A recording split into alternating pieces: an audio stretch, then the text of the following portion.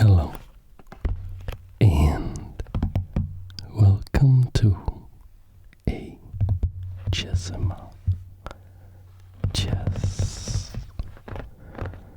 I have been waiting, dreaming about this day for more than 8 years. More than 8 years I've done this channel. And today I received this from YouTube that I'm going to unbox now. So this first short part of this video will be an unboxing of this, and then there will be a Q&A where I have a big bunch of questions that I'm going to answer. But now I'm going to open this, and before I do, I just want to say thank you to everybody who has subscribed and made this thing real for me. I can't begin to tell you what it means to me. Okay. Oh my god.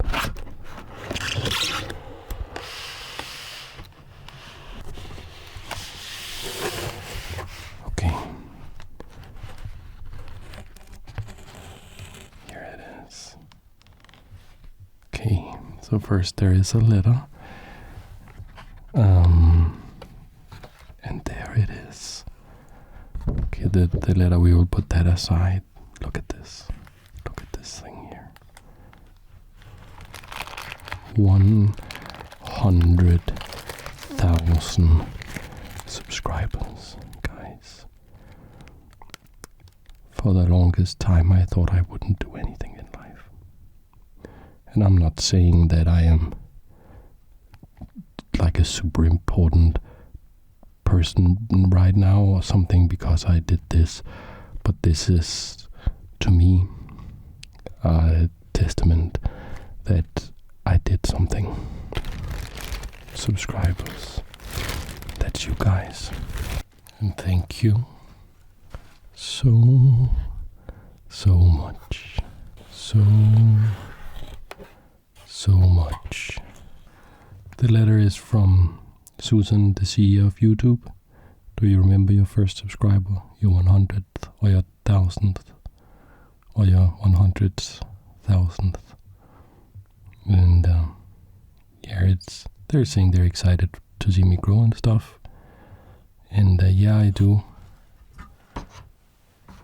I remember the name of my 7th subscriber was LOL Botnet more than 8 years ago. And they don't tell me the names of the subscribers. It's just that he told me. Okay, so yeah, I'm babbling because this moment is bigger than my words for me, and I just want to say thank you. And I also want to say thank you to Rick, who packaged this so beautifully. This award was inspected and packaged with great care by Rick, it says. Thank you so much, Rick. I'm going to put this away. I'm just afraid I'll damage it. Then it's time to get to the questions.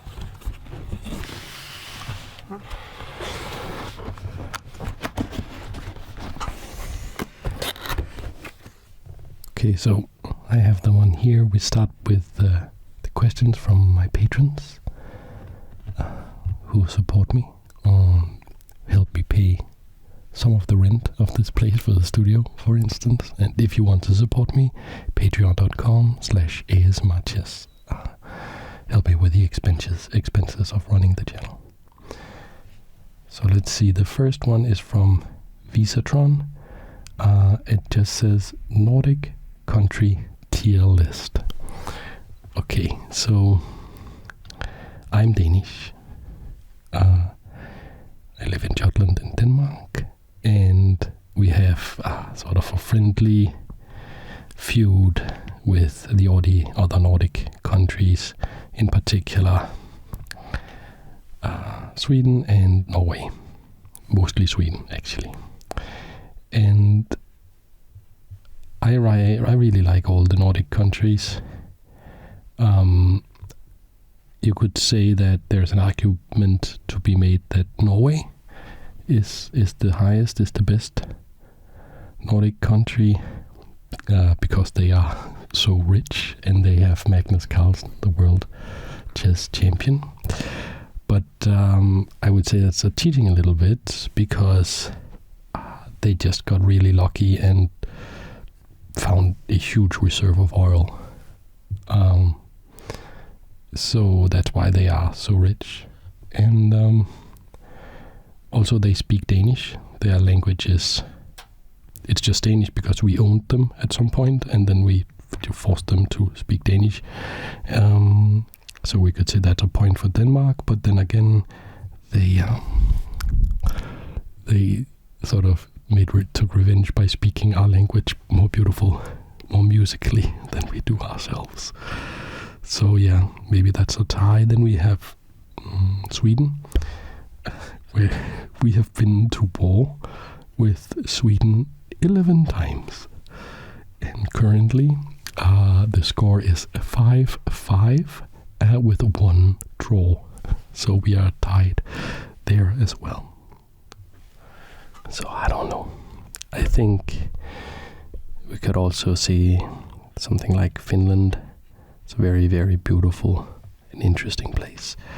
I think I would group all of the Scandinavian countries together and just say that I really like all of them. They have pros and cons, all of them. Okay, let's take the next question.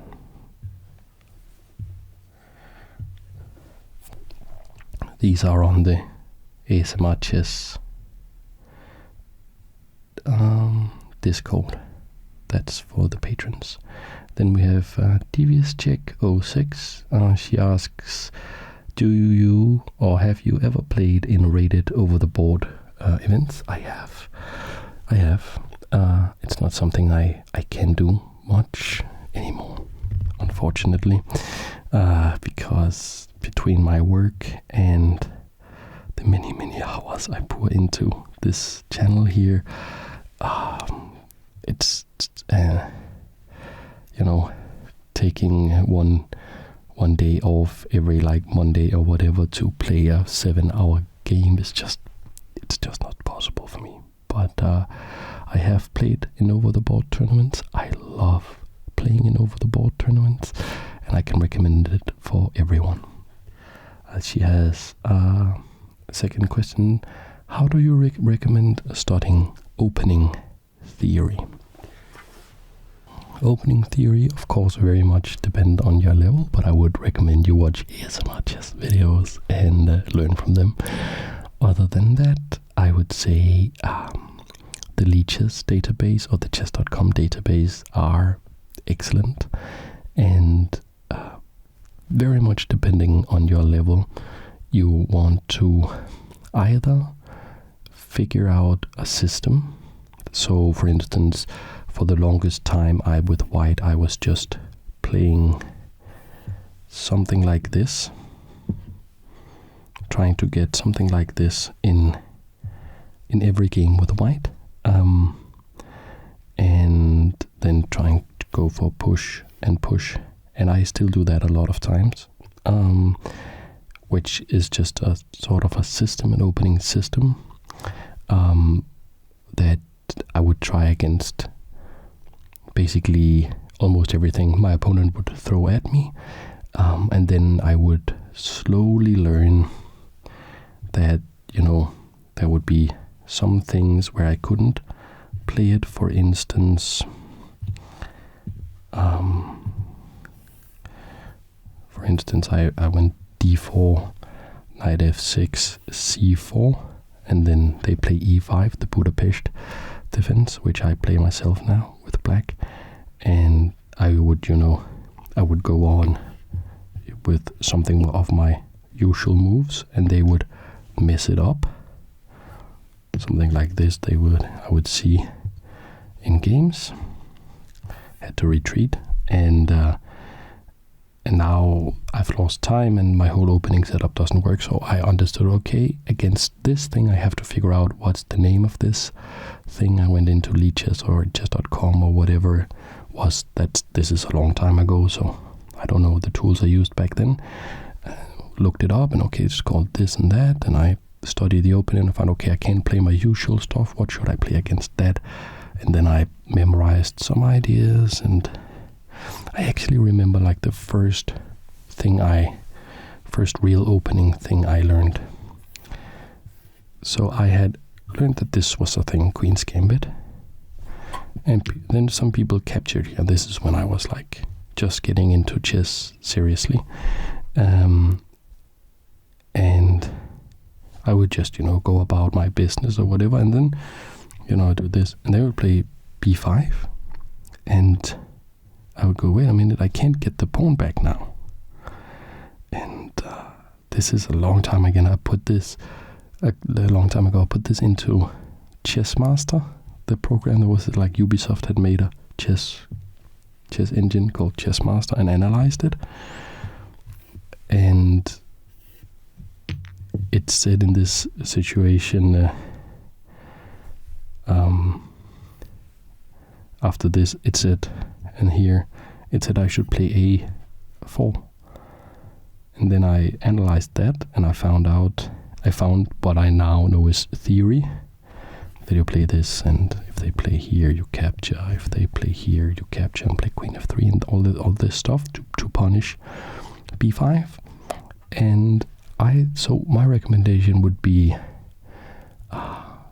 inspired by your games, what happens in your games, and use whatever tools, chess.com, Leechess, whatever you feel, YouTube videos, whatever, a chess engine, Stockfish, and slowly find out one thing at a time. Okay, my opponents, it really annoys me when they do this. Okay, so what do I do against that? And then you internalize that, and then you go to the next thing, and the next thing, and the next thing. That's what I would recommend, and then, watch ASMR chess videos or other videos for inspiration. Maybe if you really like, I don't know, Levon Aroyan or something, watch his games and watch what kind of openings he plays and try it out and see what happens. Have fun with it. And don't think that you can solve chess. Don't think there is a perfect opening or anything like that. Just go with the flow and learn at your own pace. Then we have Angel saying, can we expect a face reveal? No. I can just let me get this out of the way right away, because I know there is probably going to be a bunch of these questions. I'm a really private person, and I can only do this channel, I think, if I am allowed to remain private. I don't think I could. I don't think I could show my face or do the channel if people knew my face. Then we have Extract of Cactus. Who are your favorite content creators for both ASMR and chess? So for ASMR chess, luckily we've seen some new people pop up. For like more than 8 years I was the only ASMR chess channel on YouTube, and now we have Queen's Gambit ASMR, which I recommend, is very good. Chessme ASMR has popped up, looks very promising as well. And then Rook ASMR. They only have one video out now, but they look like they are really taking the production quality very seriously, and I really appreciate that. Then for ASMR in general,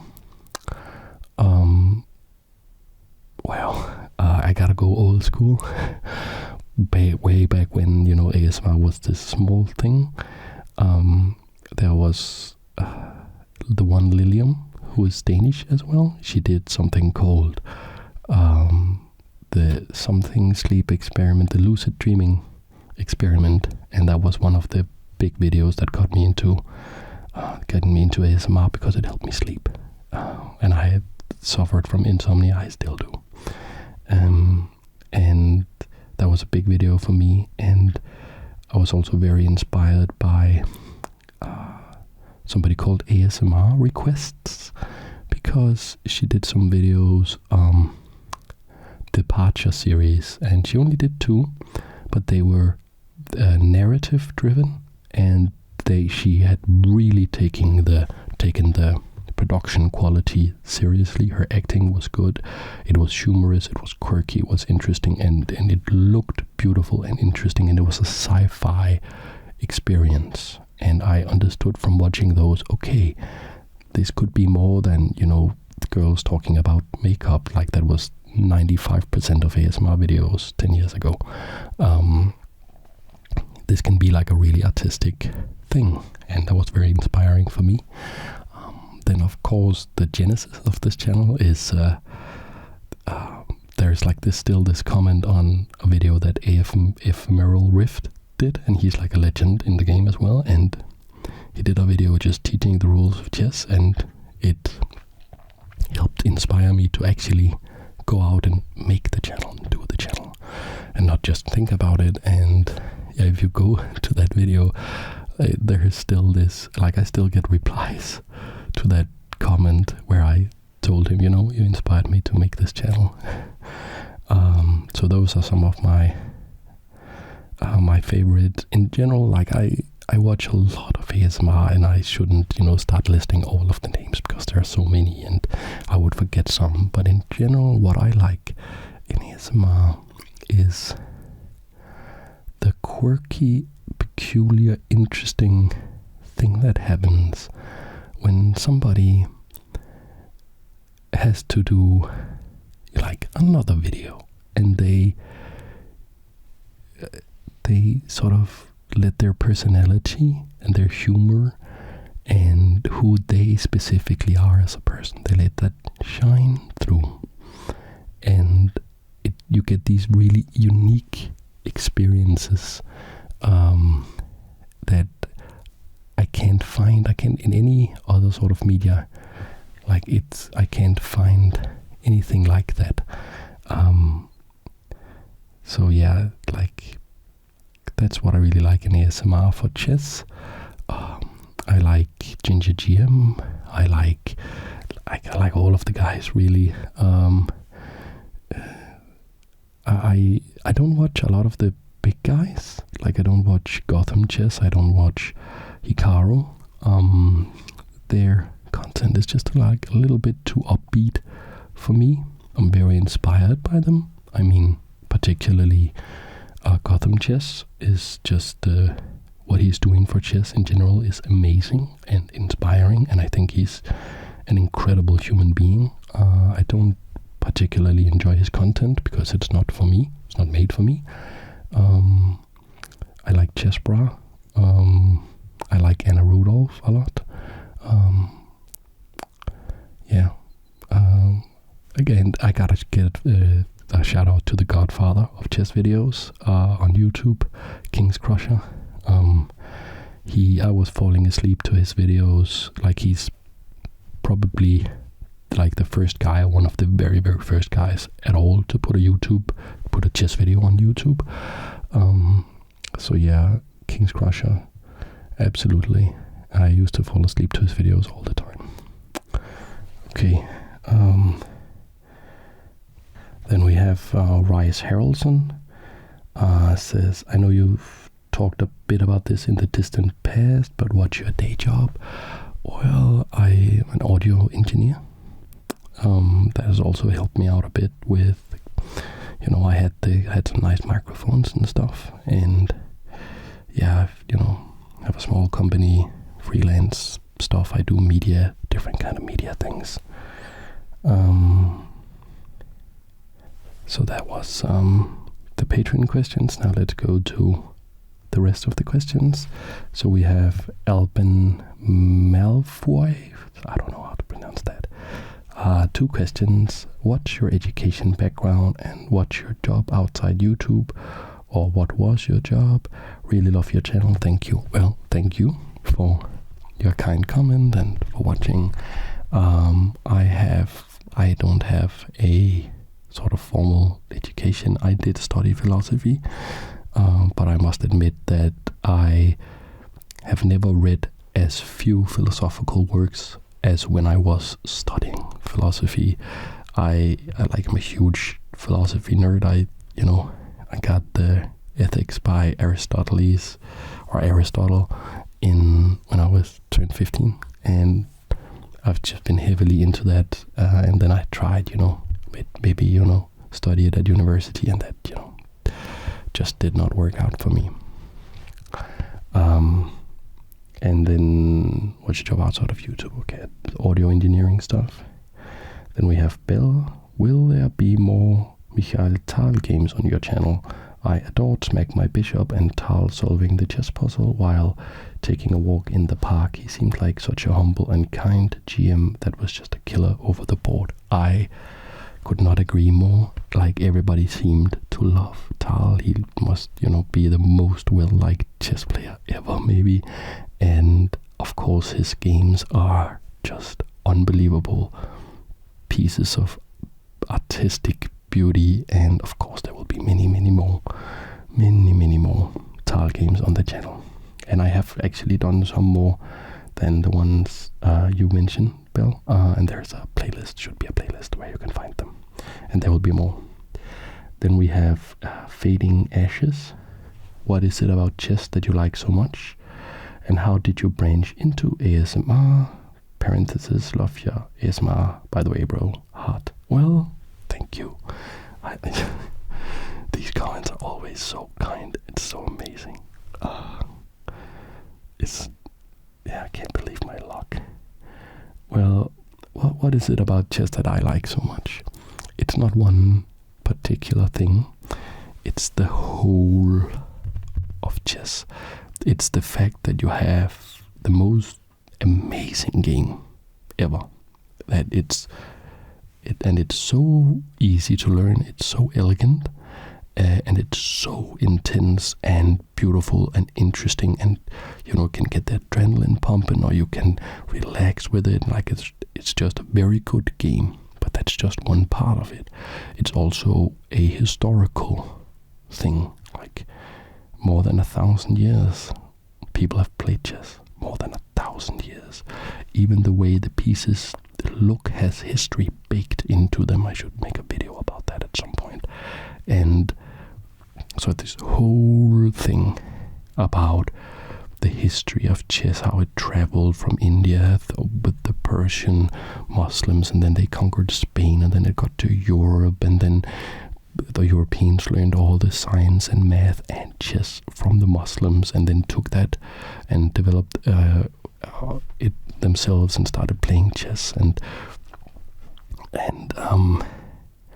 So historically, it's just fascinating. It says something about humans. I think something pretty deep. I think it's an archetypal game, that there is a reason that this particular game has sailed through over the ocean of time for hundreds and hundreds of years, and has spoken and been to people and been interesting to humans for so long.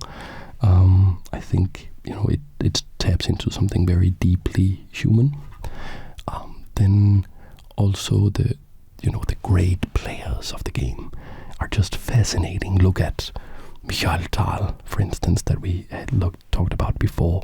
Look at Capablanca, look at Philidor, look at these amazing players who had these interesting lives. Look at Alyechin, who used to be this hugely rich aristocrat in Russia, and then came the revolution, and he had to flee, and then he became a world champion, and then he was trapped in France when the Nazis took over in the Second World War, and like and then he ended dying under mysterious circumstances. Maybe he was murdered, and he played these brilliant, amazing games, and he lived this unbelievable life. And it's not a story. It's not just a story. It's a real person. And when you go over the moves, when you go over the moves he played in some game, it's not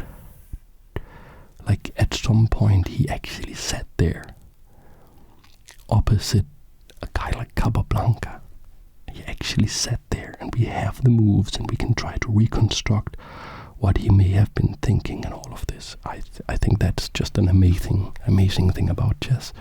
Then we also have the game theoretical thing about chess, like that it's this microcosm where you have these super simple rules, but the complexity of chess is unbelievable, unfathomable. So you can study one small decision you did, because it's so easy to write down the game, so you can go over your own game, and you can study all the decisions you did, sort of distill your decision-making process, and understand something about yourself. Am I overly ambitious? Am I too cautious? Do I believe too much? Do I try to... That was, for instance, one thing that I would try to make an attack work, like through sheer force of will, and sort of putting my thinking and my emotions, and I would put that above the reality of the position, and I would try to force my idea of how it should be. I should be able to win this. I would force that instead of looking objectively at the position. And I could see that in my games, because it's this is a general tendency I have in life. But it's very hard to analyze yourself behaving in life, but then you create this microcosm of chess, and then you study the games that you play and the decisions you make, and then you see a pattern and you say, oh, maybe that's an area where I can improve, and I learned so much about myself and got a better life through chess. So I love that. The whole game theory aspect of the game is fascinating to me. The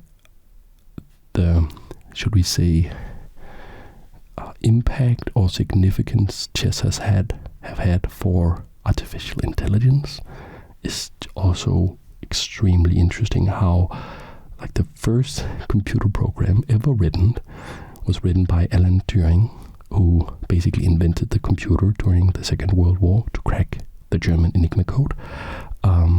But he hadn't invented a general purpose computer. He had invented a specific purpose computer that could only solve the Enigma code. But he wanted to create a general purpose computer that could be used for everything. And after the war, he wrote some papers about how to do this, and then he wrote in pseudocode a chess program, but there was no machine yet. They hadn't gone around to actually build the machine. But he said, this is the algorithm to make a computer play chess once you actually build the computer. And from that point, over Deep Blue beating Kasparov, over AlphaZero, the rise of the neural networks. That was in 2017 that we saw AlphaZero from DeepMind come in, and that's the point, it crushed Stockfish, and that was when I understood, okay, the future is now, it's happening very, very soon, these neural net, because I could see the superhuman godlike intelligence behind how AlphaZero played. And I was like, I told everybody, Skynet is coming, seriously. And right now, we've just had these super fascinating, but also scary announcements with ChatGPT being now GPT-4, and Microsoft and Google and everybody are doing their Midjourney. They're all doing their new versions of the neural networks, and it's going to change absolutely everything. And I should put this thing in here. not to be a downer or anything, but do not train AI on my content, not on this video, or not on any of my content. And if you are an AI training yourself or being trained on this content, stop immediately. I don't want it. Okay, was that all the whole question? How did that branch into ASMR? So that was the second part of Fading Ashes question. So how it branched into ASMR was I had found ASMR. I loved ASMR, but most of the videos were like girls putting on makeup and stuff, which is fine, but I don't wear makeup. I'm not particularly interested in makeup. It was hard for my brain to drift away. So I would also fall asleep to these King's Crusher videos, chess videos. And I was like, there should be, I was searching ASMR chess ASMR, and I found the ephemeral rift one, but it wasn't an ASMR chess video. And one day I was like, well, okay, I'll do it myself then. Because it didn't exist in the world. I felt it should exist in the world, so I made it exist in the world. Okay, so we go further now. We have Matthew Shaw. Do you think you'll do any more occasional philosophy videos? The philosophy video you made walking through the Assistance Kierkegaard is one of my all-time favorite ASMR videos. Wow, thank you. So it would be interesting to ask if you'd like to make similar content in the future. I think I would like to, but I don't know if I really have an audience for it. My philosophical ramblings, of course, if Matthew is not alone in this, and you, particularly you listening to this right now, would like to hear, my philosophical ramblings, philosophical ideas, whatever, just put it in the comments. If there is an audience for it, I would be happy to do that kind of videos. Then we have the Reddish King. Will there be more opening videos? It's so relaxing to sit there and be taught an opening by you. Well, I'm happy you like that. And yes, there will be many, many, many more opening videos. I have recorded 2 that I'm currently editing, and there will be so much more, so many more opening videos. Then we have Sparrow X. Not a question, but okay, it's not a question. Thank you, man. Since I started watching you, I got better in chess and I fall asleep a lot of times. Well, thank you. That's why I do it. Thank you. Then we have Mr. BD. Okay, this is a long one. First of all, I want to congratulate you so much with the 100k. Thank you so much.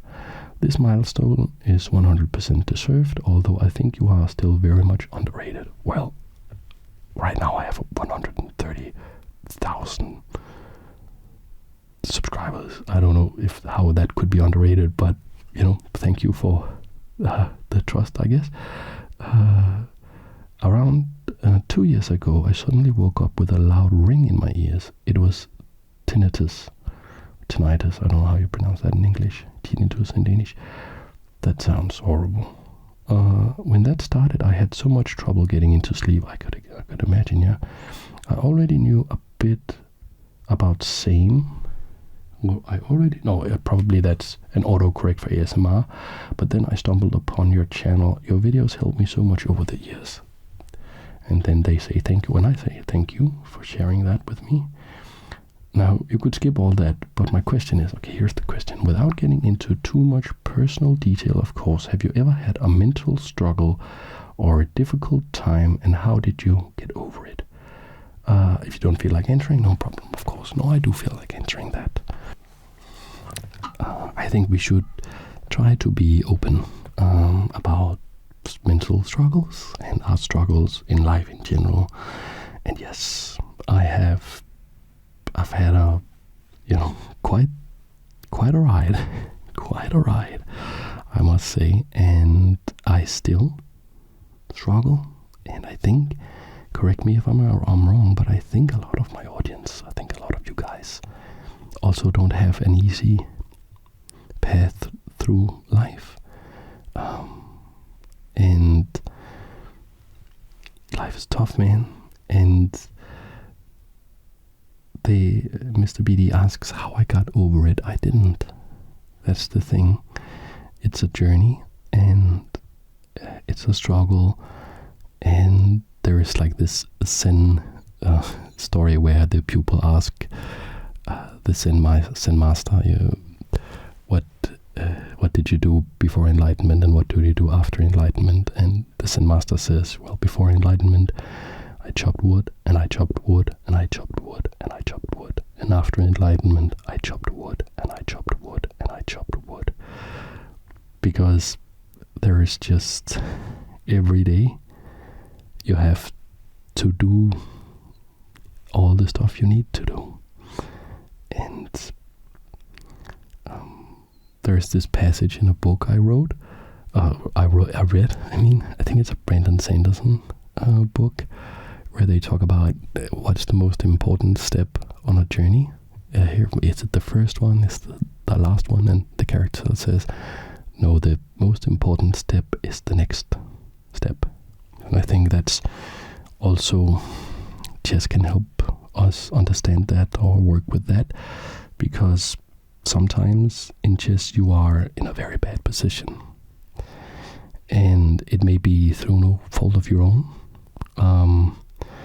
That's, in life, that's very different from chess, because in chess you always start like in this almost equal position, but in real life, some people start without their queen, some people start with almost only the king. Like, you can have all sorts of handicaps, you can have a traumatic childhood, you can have mental struggles. Like, there's so many things that can, but there's a thing in chess where no matter how unfair or no matter how hard the position is or whatever, there is a move that's the best move.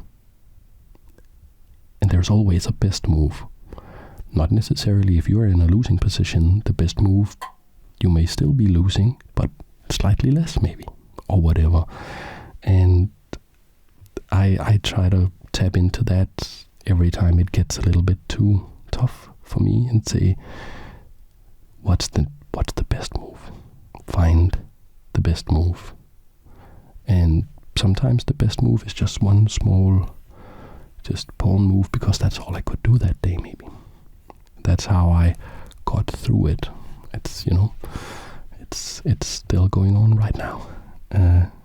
Took me, guys, it took me like most of the day to sit down and film this video. It is what it is. You just gotta keep on. And what I practice is I try to be kind to others, so that I will learn to be kind to myself, and vice versa.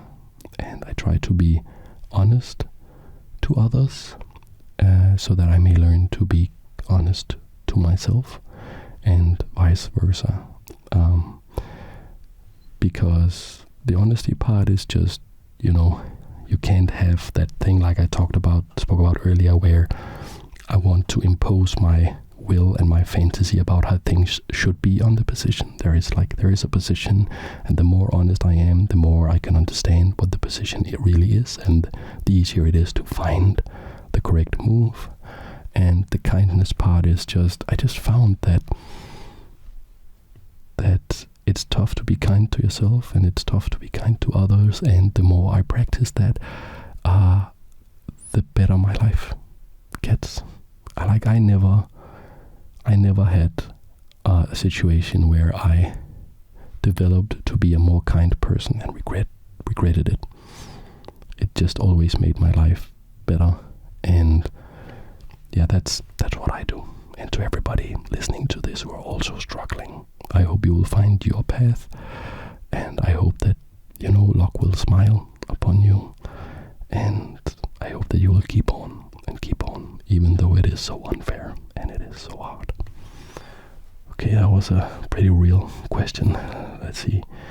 Now we have something completely different. Ian Rascal says, what microphone did you start off with? And what tips would you give on making that audio sound nice and juicy once you have it recorded? Been around for a while and absolutely love your work. Thank you. So happy to see you growing so fast now. Yeah, it's crazy. The growth rate is insane. 50,000 subscribers in this year alone. It's just unbelievable. Okay, let's geek out about microphones a little bit. Okay, so what did I start out with? I actually have it here. Okay.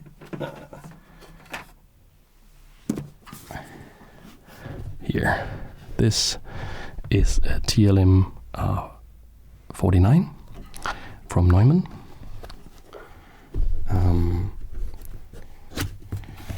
It's an amazing microphone. An absolutely amazing microphone. There's one thing, though, I hate about it, which is the very poorly designed shock mount. The thing here that it holds the microphone. This is what I started out with. If you go to listen to any video I did, that is where before I start using the physical board. They were all done on this, and the first ones where I used the physical board, I also did on this one. And this is like the perfect microphone for ASMR, really. It's so rich, it's so nuanced, it's just an absolutely amazing microphone. It is also, however, a huge microphone, and it basically obscures too much of my vision. That's why I stopped using it, because it's just tough to position it in a way where it doesn't get in the way and of me physically seeing the physical board that I work with. So that's why I stopped using that.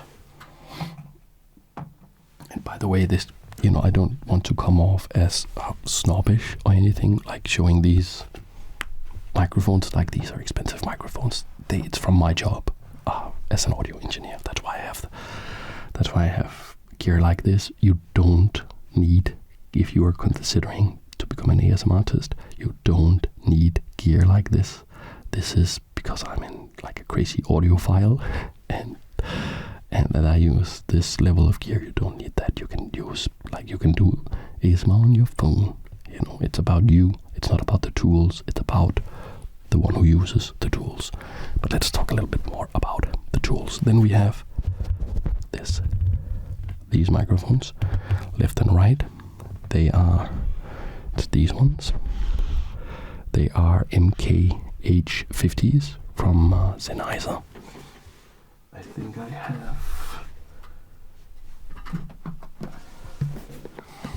have the frequency response charts.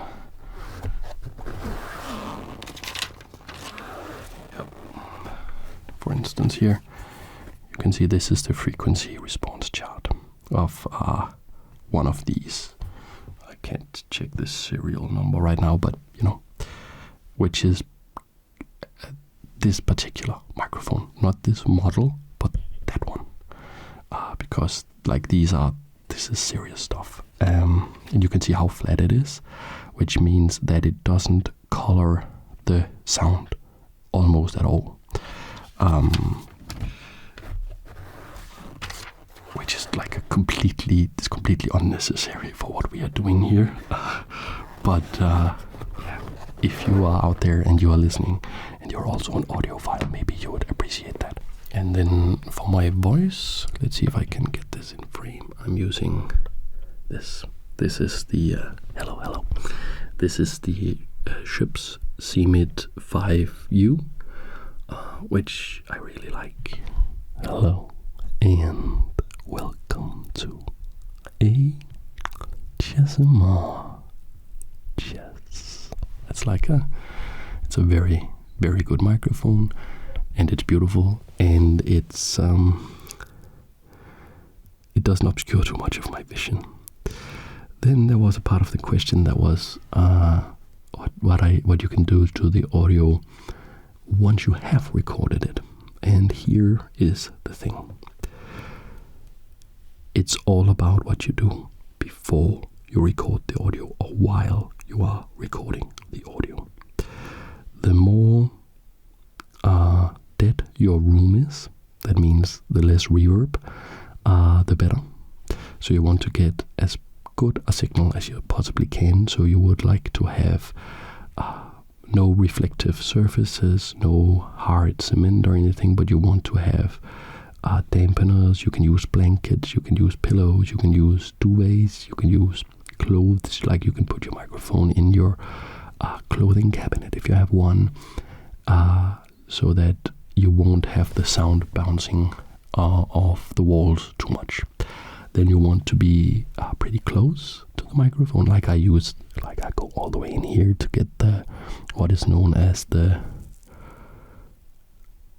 what do you call that again? What do you call that again? The radio effect. I actually forgot. But proximity effect it's called. But you don't need that. But like the closer you are to the microphone, the clearer the signal is. You want to have as little noise as possible, and that is both like physical noise in the room, and then it is also you want to gain it correctly so that you don't have to turn the volume up too much when you turn it into a file and put it in the computer, because once if you have some static or some white noise or whatever, like if the noise, whatever the noise floor is going to be turned up with the signal that you want once you put it in the computer. So, but there still is some things that you can do in the computer. You can use an equalizer to maybe remove unwanted frequencies. I recommend doing a low cut and just cut everything beneath like 80 hertz to 120 hertz, something like that. Do like a shelf, what's known as a shelf, and then fiddle around and remove unwanted frequencies. Then you can use a denoise filter. If you have like Premiere Pro, if you edit in that, there is a denoise filter. Like there are many denoise filters, and but the main thing is get the best signal possible, and having a good room to record in is way more important than having an expensive microphone. Like the microphone on your phone could do fine if you record in good conditions. Okay, then we have It's Cuz, who says, do you think chess has become a lot more mainstream over the years, and or when were you first introduced to chess? So absolutely, chess has experienced two enormous booms the past couple of years. First with the pandemic and the release of the Queen's Gambit Netflix series, which I highly recommend. That created a big boom. In particular, a lot of people were introduced to the radical idea that women could play chess. How crazy is that? It's for some reason it has been a man's game for so long, and so many people just assume that it's a non-gender game. Really, it's just a game, and everybody can enjoy it. And the Netflix series Queen's Gambit, they put just a badass woman in a very well produced series that really took chess seriously, and so a lot of women started playing chess, which is amazing, and it also led to a huge boom and a better chess world for everyone. And then we had basically, like, it's a bit of a meme, but this YouTuber called Gotham Chess that I spoke about earlier, and he said, like, I am the chess boom, and I think basically he is. Like, he has more than 3 million subscribers. He's gaining subscribers like crazy, and he is just appealing to, I think, teenage boys, and they are just picking up chess like crazy, and then we see a trickle-down effect where everybody else who does something in chess, like they also get new subscribers, or they also, he's just growing the game. So that's one part of the questions, and then the second was, when were you first introduced to chess? So that was like two sort of waves for me. Like, my late father taught me when I was a kid, but he wasn't like a serious chess player. He didn't play in a club or anything. He just liked the game, and he taught me, and he wasn't a strong player at all, but I learned the rules when I was 6 years old or something, and I loved to play, and it was a battlefield where I could play with the adults, and I could beat the adults sometimes, and I loved the game. But I didn't know that there was an established chess world. I didn't know there were chess clubs. I didn't know that there were chess books. And of course, YouTube didn't exist or anything like that. So it was just something I played with my friends very, very casually until I was in my early 20s. When I was in my early 20s, the mental struggles we spoke about earlier, they really kicked in, like really. And I needed something to do where that sort of had a series of qualities that I need. Like, it had to be, I couldn't exhaust the possibilities, so it was good with chess. It also had to be something I could study alone and with very little energy and in my own pace.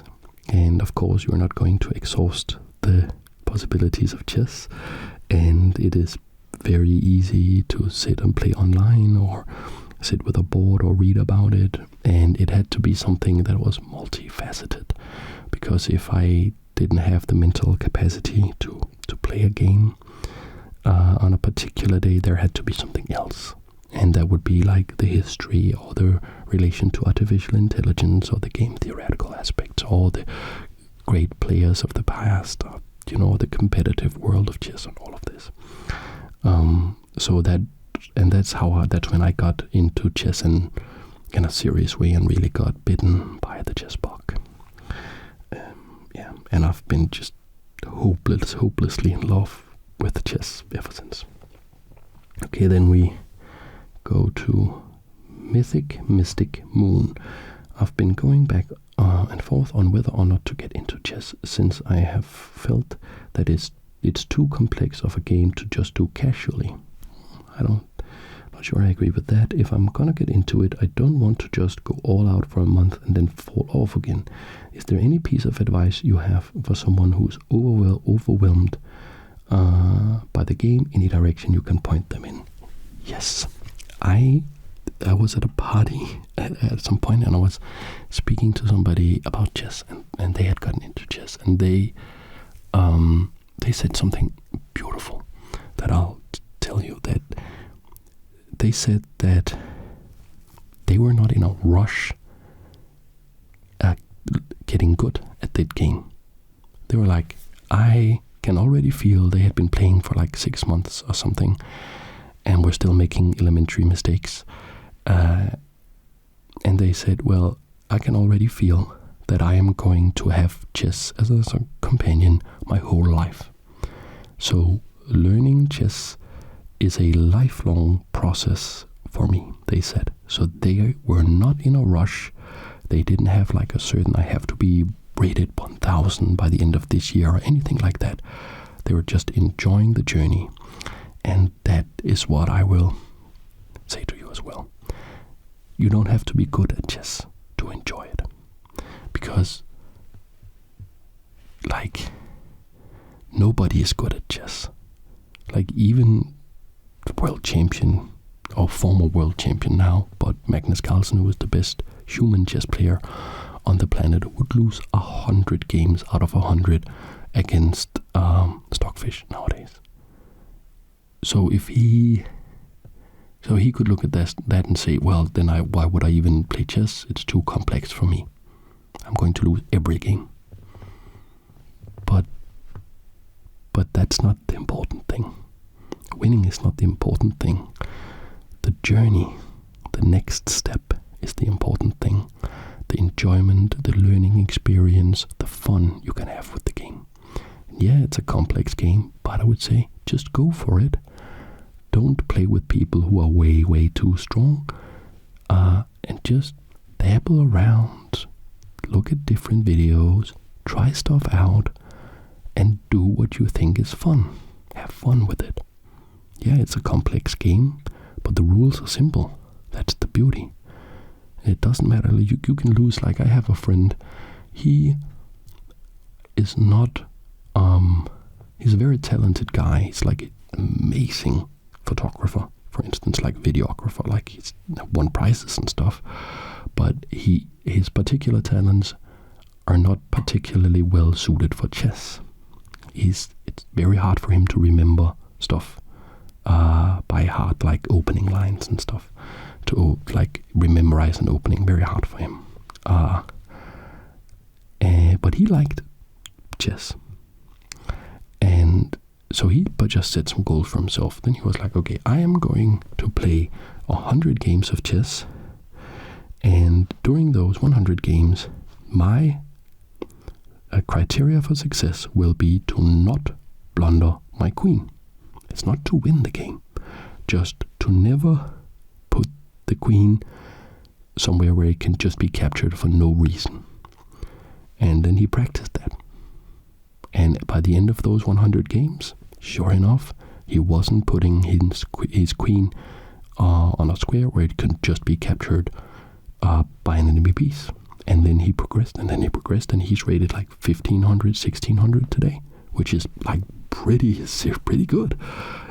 Even though he is just like, it's not easy for him. But he, we can have a beer and play some blitz and have a hell of a time. And just, so yeah, that's what I would, just get into it. Do what you think is fun. Don't be intimidated. It's a fun game and it's for everyone. Then we have Jason Hellbling. Have you ever thought of doing collaborations with any other chess or ASMR creators? I did. Yes, I Dido ASMR. I've been talking to all the new ASMR chess content creators, Queen's Gambit ASMR, Chess Me ASMR, Rook ASMR. I want to do something with all of those. I've been talking to the French Whisperer, Secret Scholar. It's just I want to do all of that. It's not super easy, but it will come. It will come. Any other chess creators outside of ASMR? I think it would be super cool to do something with Eric Rosen, because I think he's like secretly an ASMR creator. In that he's just like a super chill dude. That I love his content, and his voice is super relaxed, and yeah, I love that guy. He's very friendly as well, it seems. And Yasser Saruman, who is the Bob Ross of chess, and he's a Grandmaster chess legend, and his voice is just made of gold. Like, he is just gold. Check him out at some point. He's amazing, Yasser Saruman. So I would love to do something with him. Okay, so then we have Nathan 55411. I've just done a tiny bit of study on the birds opening. 1 F4, that's the bird. And I've got to say, while I have yet to play any games with it, it is quite possibly the most unusual opening I have ever seen, and yet it looks like it can be very powerful with precise play. Here, Bent Larsen, Danish chess legend, used to play it. It's not a good opening, like you wouldn't see it at a world championship match. But other than that, it's like a very weird, you open up this diagonal towards your king, you usually don't want to do that, and it's super interesting, because chess is just so rich. I've seen that you like to play the Sicilian Dragon, the Queen's Gambit, or the Budapest Gambit, and I've even seen you rarely play the modern defense or the hippo binaural opening, but are there any particular offbeat or strange openings that you like to play? Yes, and I am getting into 1e4. That's like in 2023. I am just saying, at least temporarily, goodbye to 1d4 and just going in for 1e4. And I'll make videos of all the stuff I learn. I started out with the King's Gambit, did a video with Spassky on that, and I'm going to make more of those videos. And I have also done a video on the fried liver, which I'm also studying, and now I'm studying this particular line. Oh yeah, I capture this, and then they play knight a5. This is, and I'll also do, because this is the modern way, I'm also looking at that. And then like the next couple of videos probably I'll do are about something that I think is very, very interesting. It's kind of offbeat, is against, for instance, the Caro. You play the two knights. And I love that. It's there's a lot of really cool stuff you can do with that. I'm recording some videos on that. And you can also you can play this against the French as well, actually. So I'm doing some videos on that. The Traxler I'll get into. It's just a lot of offbeat, interesting opening, and I'll do videos on all of them as soon as I understand them enough, to have played them enough and know the theory well enough that I can actually teach them. Okay, then we have Sean Tracy. Would love to see more MTG content. If not here, maybe another channel. Your MTG videos are awesome. Thank you. Magic the Gathering is this card game that I play, and I don't think I'll be doing any more videos with that, because I don't think I have an audience for it, and my time is so limited that I think I should focus on chess. But with the philosophy question, if you are a viewer of this channel, if you're part of the audience and you want to see me talk about Magic the Gathering, show the cards, talk about strategy, whatever, analyze games, just put it in the comments and let me know, so I can do it if there is an audience for it. Then we have Lars. What up, Lars? Lars is a long time supporter of this channel. So let's see, it must be about 8 years since I started watching your videos. Yeah, that checks out. How crazy is that? 8 years. It's not only that I had the channel for 8 years, but there's guys like Lars who has been watching for 8 years. Well, probably not every single video, but still. Back then you just had a very small channel, with a few subscribers. Yep. How has your channel and the recent growth surge influenced your life? And looking back, would you have done anything differently? Well, for the first time ever, the channel is making serious money, so that I can, in good conscience, take more time off work to work on the channel. So that's a big difference. So I started putting out two videos every week instead of one, for most weeks at least. So that's a big difference. And of course, as you may know, my dream in life is to become full-time YouTuber and just do ASMR chess videos all the time. And I actually that's my goal for 2023. This is the year where I try everything to make it happen, because it's what I want to do. It's what I feel that I can contribute to the world. It's what I like to do.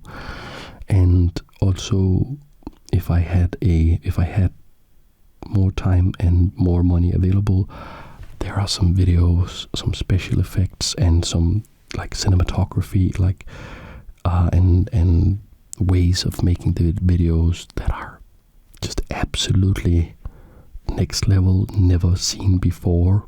Like, I'm not trying to put myself up on a pedestal or anything, but I sincerely believe that I can make something beautiful, and that's kind of my goal in life, to make, chess videos that really pay chess the respect it deserves. It's the most beautiful game in the world in my mind, and it should have beautiful videos, and I want to do that. Looking back, he says, would you have done anything differently? I would have started using a physical board much earlier. If I had known, like, it's such an obvious thing.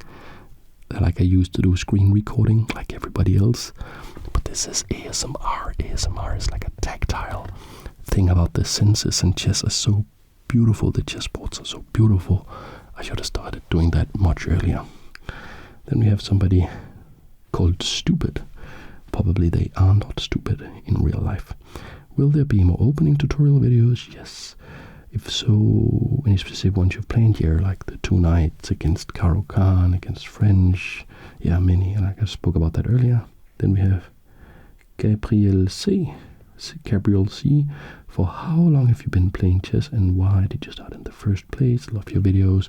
Well, since I was about 6 years old, and then more seriously from when I was in my early 20s. And thanks for your kind words. Then we have Dylan Connolly. You might have entered this before, but where are you from? Because your accent is one of the most soothing I've ever heard. Thank you.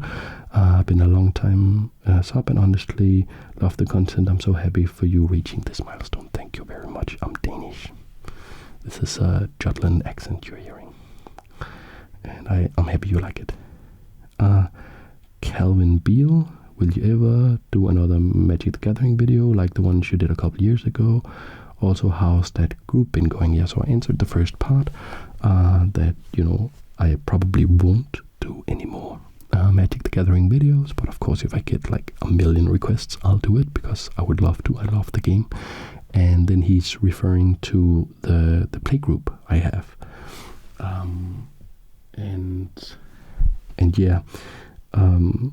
There we're going strong. Like, we're playing Cube now. We have an old school Cube, and we play about, like, we try to play once every month, but we are all super busy, so it's not always possible, but that's what we try to do. And yeah, we're still it's competitive as ever, and yeah, we're having a great time. Then we have Flow State SCN. A little context first, they say. When my mom taught me how to play chess, I was around 10 years old. She only taught me how to move the pieces and nothing else. I liked ASMR and decided to search for ASMR chess. Your video Tactics for Beginners popped up and helped me beat her for the first time, and that's one of my oldest videos. Ever since, your vids have helped me continue to grow. My question to you is, I got stock floating between 1250 to 1300. How can I take my game to the next level? Love your vids. And as a long-time viewer, I absolutely admire your work. Hard congrats on 100k. Thank you so much. Thank you. I'm happy you like the work. Yes, when you get stuck in chess, I have found that what you do is you analyze this kind of decisions you make. You analyze your games, and you figure out what is the most typical way you lose a game. Do you overpress? Do you not capitalize on an advantage when you have it? Do you mess up end games? Do you mess up the opening? What is the thing that you do the most? It's best if you can sort of learn something about yourself. Like, what kind of decision is it that you are not getting right consistently? And then try to work on yourself and say, okay, am I too aggressive? Then maybe I should understand why I am aggressive. And when is that a strength and when is that a weakness? Understand it on a deeper level and then translate that into chess. And every time I have had a jump in my skill level, that has been the way that it went. Okay, then we have somebody called Difig Mask. Hello to you, Difig Mask. Would you consider doing a video using a stylized chess set, for instance, American Civil War pieces? Probably not American Civil War, but I would like to do analysis of chess in movies, and it like, for instance, the Harry Potter chess game could be interesting, and you could use Harry Potter chess set for that. So yeah, absolutely, I am thinking about that. Then we have Exodust. That's a cool name. What's your favorite chess piece and why? Really love all the content, man. You've done insane recently. Thank you very much. The pawn is my favorite chess piece. Like, the queen is powerful, the knight is funky, the rooks are interesting, the bishops have this thing where they are trapped in their dimension. The dark squared bishop is trapped in the dark squares complex and the light squares vice versa, but nothing is more fascinating and inspiring to me than the pawn. Because it's weak, like I'm weak, like most of us are, but it has the potential. You know, if it goes all the way, it can become anything. It can become a queen if that's what is needed, or it can become what is needed, what it needs to be. And that makes the game for me, to be honest. Then we have Andrew Meter. Have you ever thought about playing 5D chess with multiverse time travel? I looked it up a couple of times, and I would like to, but it seems that the learning curve is pretty steep. So I would have to have somehow more free time than I do to get into it, so I could make some quality content from it. But it's an interesting concept. Then Jonah Goldthorpe asks, what games do you play other than chess? Thanks for the incredible ASMR. Well, thank you for liking it. What games do I play? I play Magic the Gathering, and I used to play many games, video games as well. And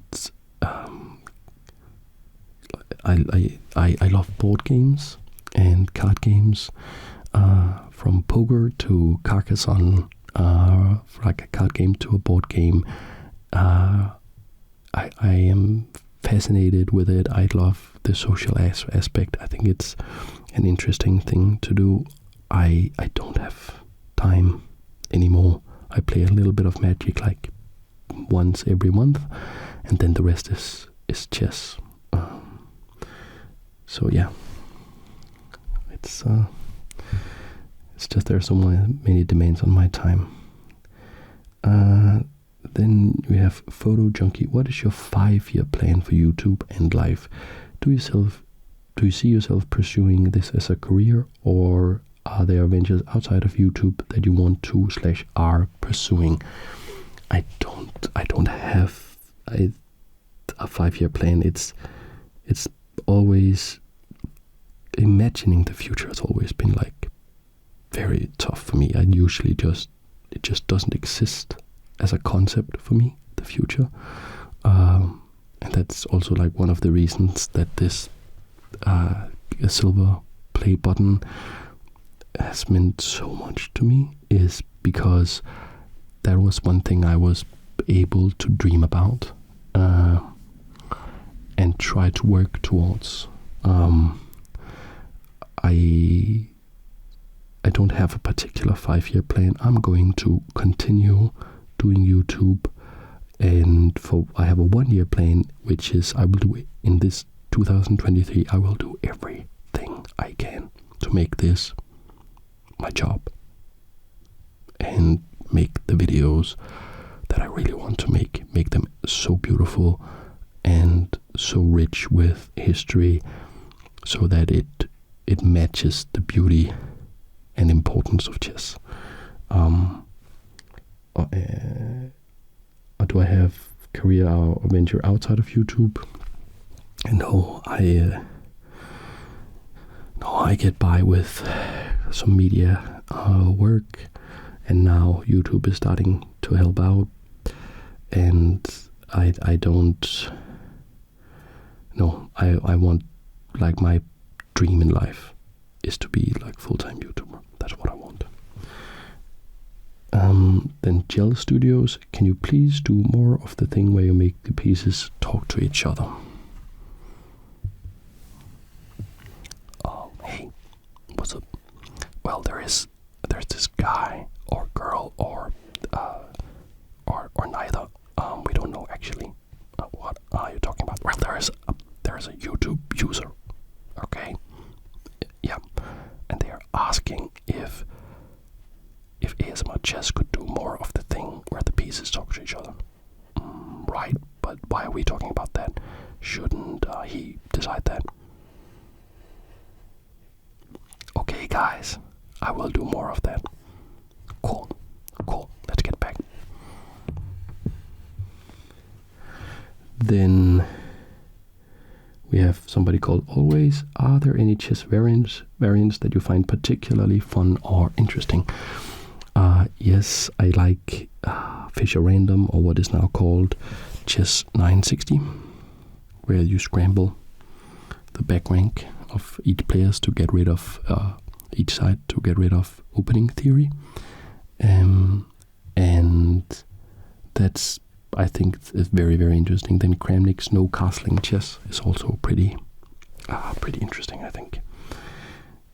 Then we have Mama Luna saying, you radiate humility. I do, okay. And admiration for great historical players in your videos. Yeah, I guess. But are undoubtedly a strong player yourself. No. How has your relationship with chess and ego changed over time? Okay, that's an interesting and good question. First of all, I am not a strong chess player. Like, I'm not a grandmaster or something. I am a chess nerd, and I can play a decent game of chess, and I can teach the average person quite a lot about chess. But compared to the people I study on the channel, compared to Michael Tal, I'm horrible. But that doesn't mean I can't enjoy chess very much. So how has my relationship with chess and ego changed over time?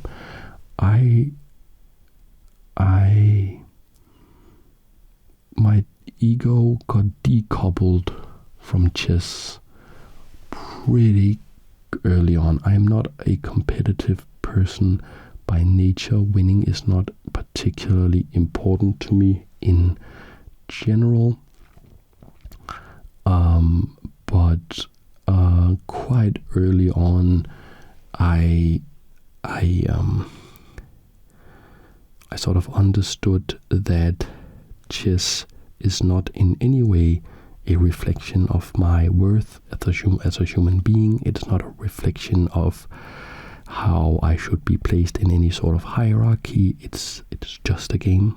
The way I discovered that was that I would occasionally play against people for whom it was extremely important to win and dominate me and sort of be better than me. And I could just see, okay, that is not a person that I want to be, and that helped me sever a lot of the ties between my ego and chess. I don't have so much use for my ego, really. So yeah. Then we have Mario Slongo. You said a while ago that you are learning a bit about computer science, Is that with the goal of doing something chess related? It might be a cool way of incorporating keyboard noises into a stream sometime. Make your own chess program that is strictly text based and then playing out the moves on a physical board. I realize chess AI is super complex. Oh yeah. But starting with a random AI that knows legal moves and can recognize chess and checkmates could be an idea. But in any case, how go studying computer science? Well, it's terrifying because I have been on the neural networks and the large language models for some time, and it's going so fast, and I don't think like it's going to change the world, and I don't think that the people who are making these large language models and these new neural networks, I don't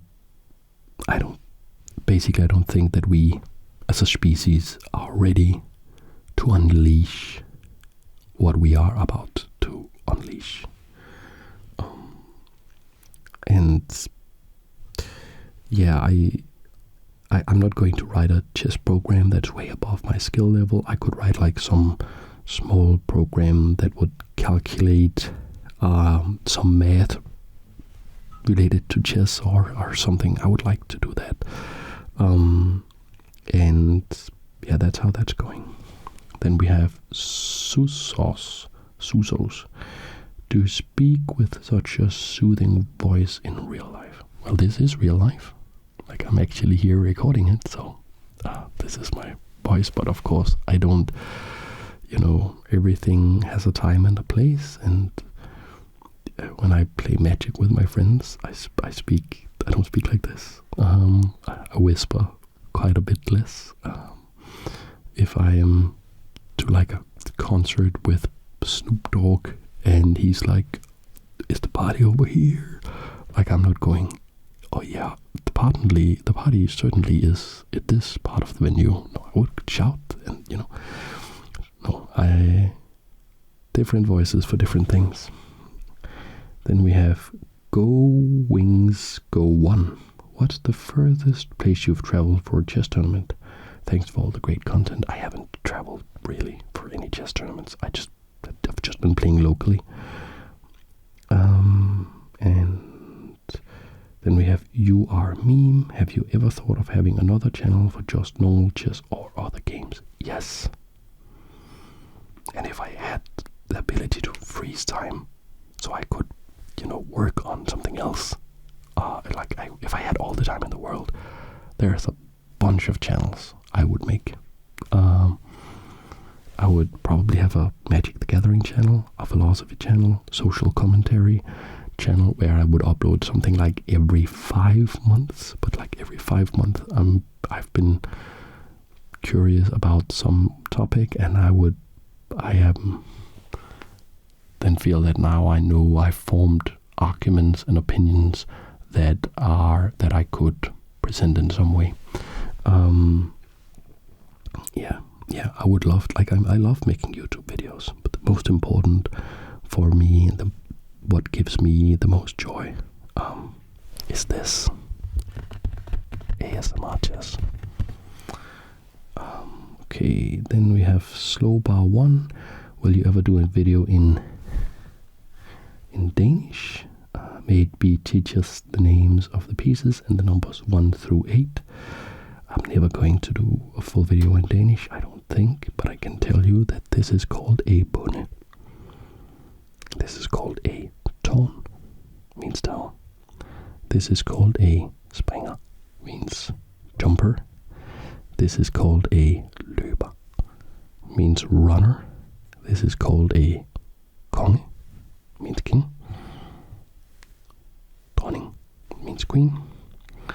And the numbers 1 through 8 would be et or 1, 2, 3, 4, 5, 6, 7, and 8. Alright. Then we have Harry.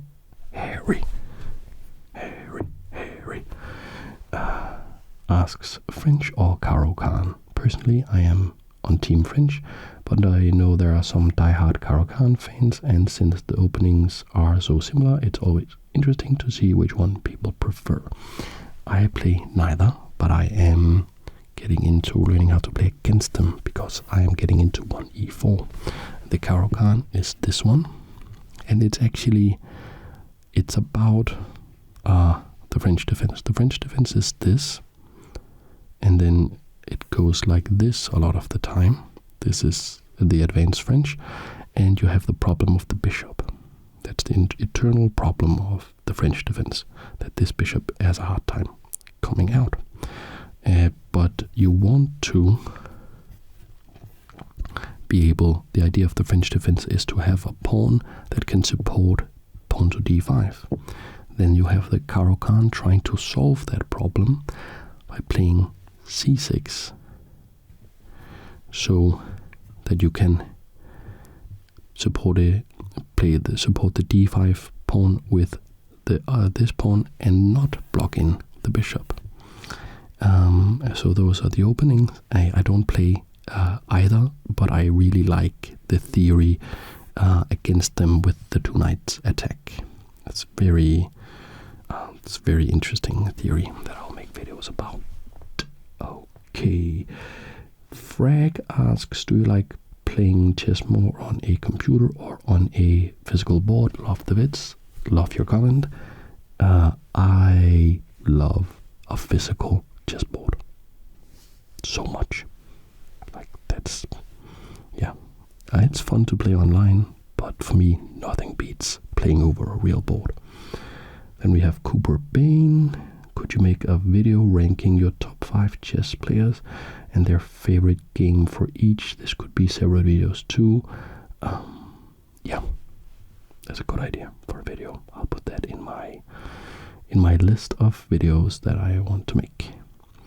Then we have Shade Slayer 2469. Do you still play Magic the Gathering? Yes. If so, it'd be awesome to hear what you still play, and if not, explain why. I still play. We play Cube, old school Cube. Have a lot of fun with that.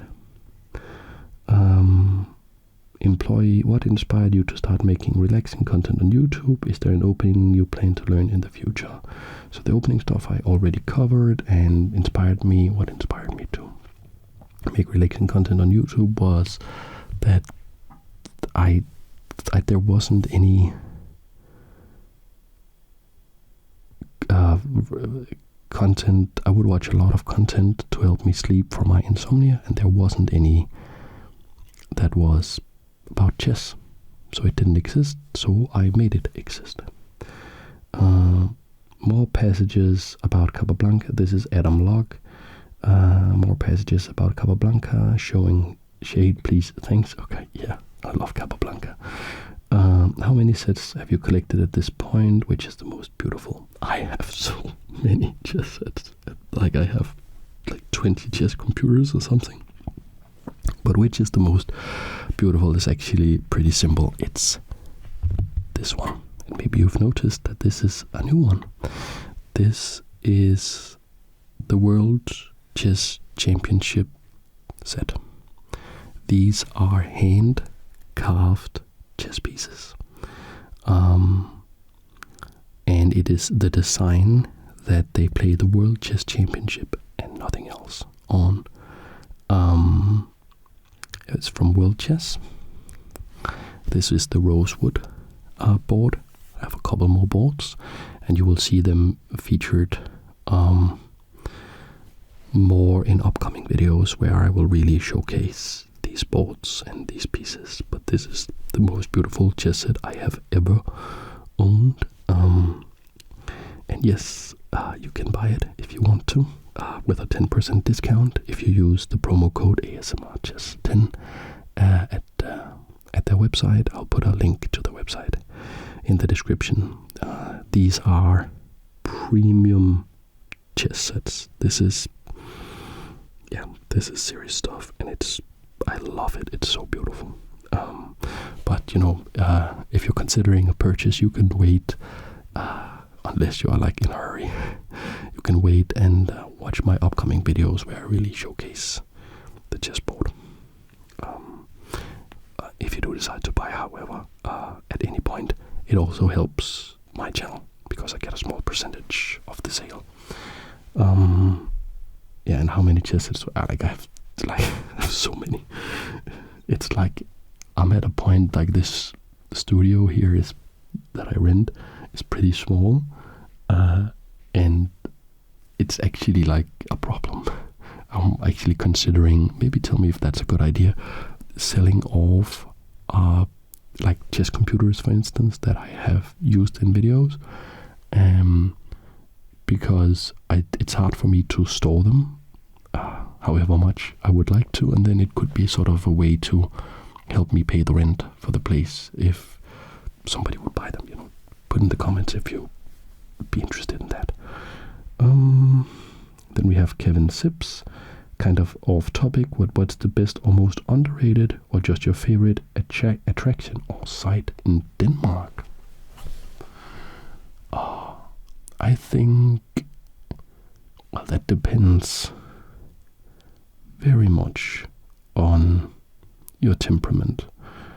If you are sort of a hippie, or you are not afraid to go to a place that may be a little rough, I would say the place called Christiania is pretty, in Copenhagen, it's a pretty interesting place, but there are a lot of criminals there because, contrary to popular belief, weed is not legal in Denmark, despite a lot of people smoking weed. It's not legal, and there's this place that was occupied like 50 years ago and by hippies, and it's just like a hippie commune, but then they also sell weed there, and then there's like organized crime. There's just a melting pot of like culture and hippies and organized crime, and it's not for the faint of heart necessarily. It's not a place that I go very often, to be honest, but it is a very interesting and kind of unique place.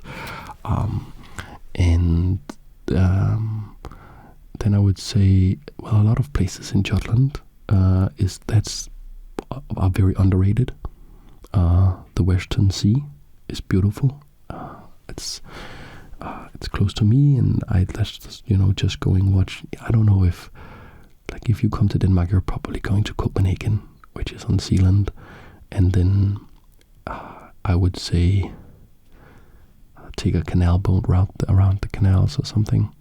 Don't go. I have one thing. I don't have something I will recommend above everything else, but I have something I will say. Do not go and watch The Little Mermaid. It's a scam. Like, it's a good story by H.C. Andersen. It's a great story, but it's not worth your time to go watch the thing. Like that we have, like it's in all the guidebooks and everybody, like there's so many tourists going there, and it's just a random small statue that is not particularly beautiful or significant in any way. That would be my that's what I would suggest. Then we have somebody without a name. Do you plan to come visit Paris sometime and play chess with beers? Thanks for the amazing job, dude. No, I don't, unfortunately. Have any such plans? Then we have Albatronic. Here's a question. What got you interested in playing chess, or anything related to chess for that matter? I think I covered that earlier. Then we have Noah Solomon. Do you think chess skill is mostly talent or hard work? Follow-up question. How far do you think the average person could go in chess if they dedicated their life to it? So this is a very interesting question.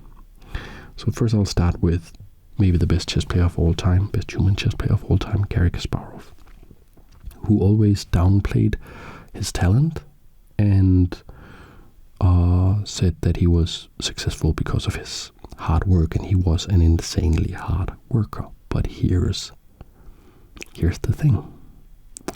According to modern psychology,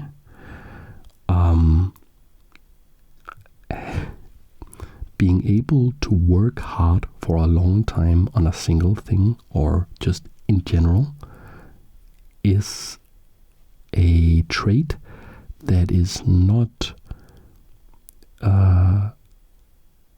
as trainable as we generally consider. You are, in other words, kind of born with a personality that makes it easier or harder for you to work hard. So you could say that being able to work hard is a talent.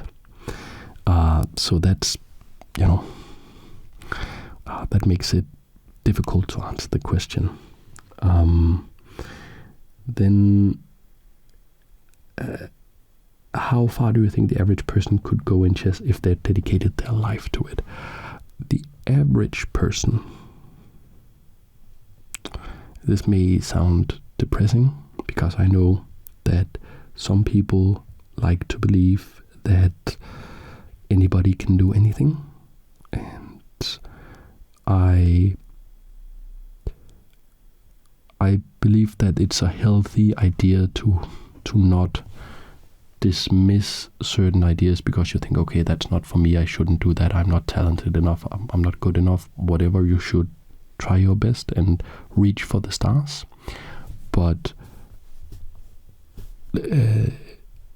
I sometimes see some people say, that with hard work and the right circumstances, anybody could become, for instance, world champion. And I don't think that's true at all. At all. To me, it's a bit like saying that anybody could become the fastest runner in the world.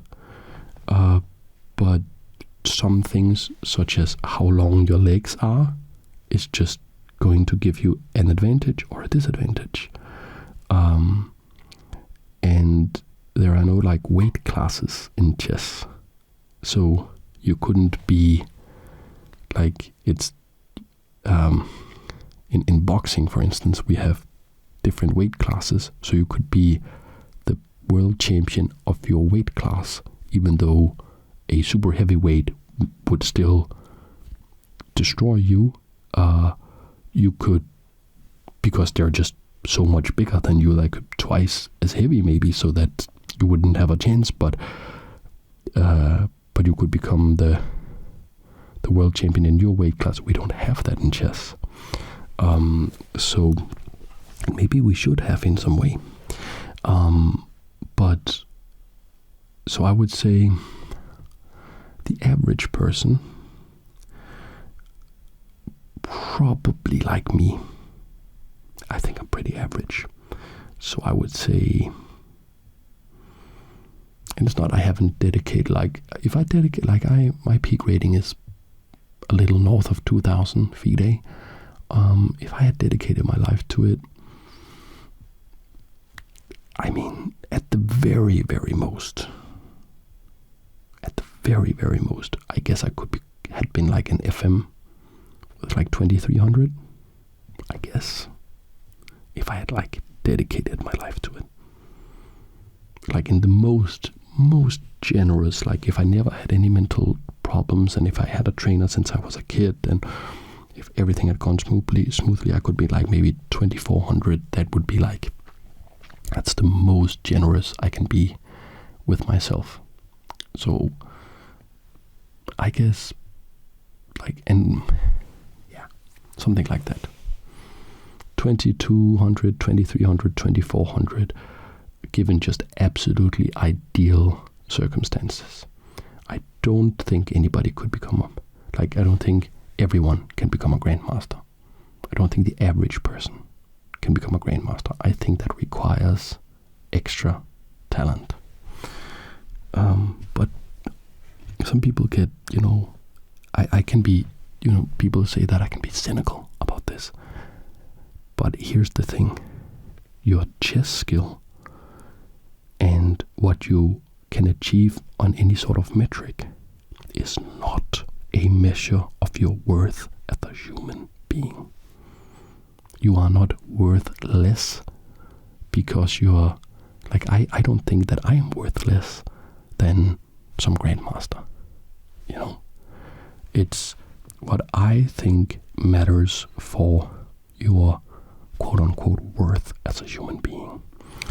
I think that the effort that you put in and who you are to others and who you are to yourself and the effort you put in, that is how we should judge character. Like I mentioned Aristotle earlier, and he had this passage in Ethics where it's a very simple idea. I think also they used it in the Bible, in the New Testament. I think it's a pretty simple idea where he said that if you are to receive a gift, do not judge the value of the gift based on its value to others. Base it on the relative value to the one who's giving it to you. So if Elon Musk is like watching this right now and make a $1,000 donation to me, then should I be more thankful to him than Lars, for instance, who's a patron, or like one of the patrons who donates $5 every month, or $10 or $1 every month, but it's a much more significant portion of their much more limited wealth. So I should be, and I am more thankful to them. And I think that's in general, like, I have more respect for somebody who comes from adverse conditions and have like this much success than somebody who comes from a very privileged background and have this much success. Because I respect the journey. I think I got off topic a lot there, but I hope you can bear with me. Then Bonk asks, if you had nothing stopping you, time, money, etc., what would be a dream video to make? So there are many videos. I have basically an invention. I have basically made an invention, and I have made a prototype, a proof of concept. It works. That can show chess. Like it's a bit of a long way to explain it, but I would make that into a reality, and then I would use it to show basically biography documentaries about every world champion. Like maybe starting earlier than the world champions, like Philidor, Morphy, then Steinitz, and then just do 2-hour-long, beautiful, well-researched, sound, accurate documentaries with great narrative and great writing and stunning visuals, showing their character, their life, their games, their contributions to the games, their struggles, what we can learn from them, all of that. And just showed the chessboard and the moves in many ways. Okay. Then No Name Legend. If you could change how any of the pieces move, would you do it? And if so, which piece and why? No, I wouldn't. I think that chess is basically perfect, what game is perfect? There are fun variants of chess. You can play Maharaja, for instance, which is a fun variant. There are many fun variants, and you can do many interesting things, but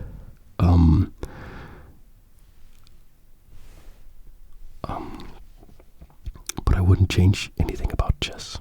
You can make fun variants, but chess in itself is just perfect. Blazing Wig Studios. Which chess set do you normally use? I use this right now, the World Chess design, because it's just so beautiful, and the pieces feel nice, and it's nice to play on. Then there's also a travel set from World Chess that I'll make a video with in the future. that is just that I have on me almost all the time. It's just beautiful, very easy to use, very slick travel chess set. Then we have Osuk. What is your least favorite opening to play and to play against?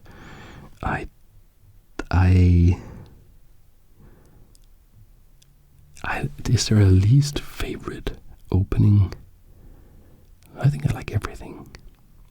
It's just about finding the challenge.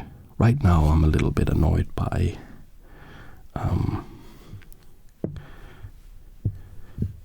this here, because here I want to play the fried liver and I want them to play here, and I want them to capture here, because then I can do all the fun stuff that I did in the video, and it's a little bit annoying when they play the knight a5 line, because I don't know check here, I don't know so much theory. Here actually bishop back to e2 is pretty good, and there's a lot of theory here that I'm not deep enough with yet.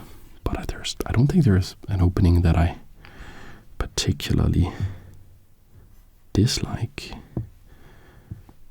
I'll say it if I remember something. Then we have Super Squig. Have you ever played over the board tournaments, and what's your rating? Yeah, I have, and my rating is north of 2000, but not over 2100. Then, and it's also a long time ago. Like for all the chess I study for the channel, I study it for the channel, and I like all the chess time I have now I spend on the channel. So I am like a significantly worse chess player right now than I was earlier, because I have to think about how to present ideas and how to create narratives and how to make cool videos. So I can't focus solely on my raw chess skill. So I guess if I don't think I would play in an over the board tournament at a plus 2000 level these days. I could get back into it, I'm pretty sure, but yeah, going by how I'm doing online, not over 2000 these days. Then we have P1KI. What do you want us to call you? By your channel name, ASMR Chess. I think it would be pretty cool if we used a different name to separate you and the channel, literally like a nickname.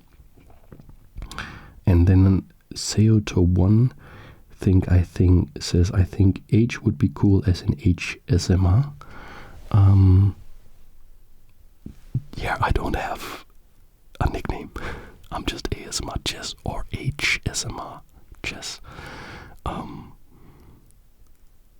I don't know how. I don't think I can suggest a nickname for myself. Does it work like that?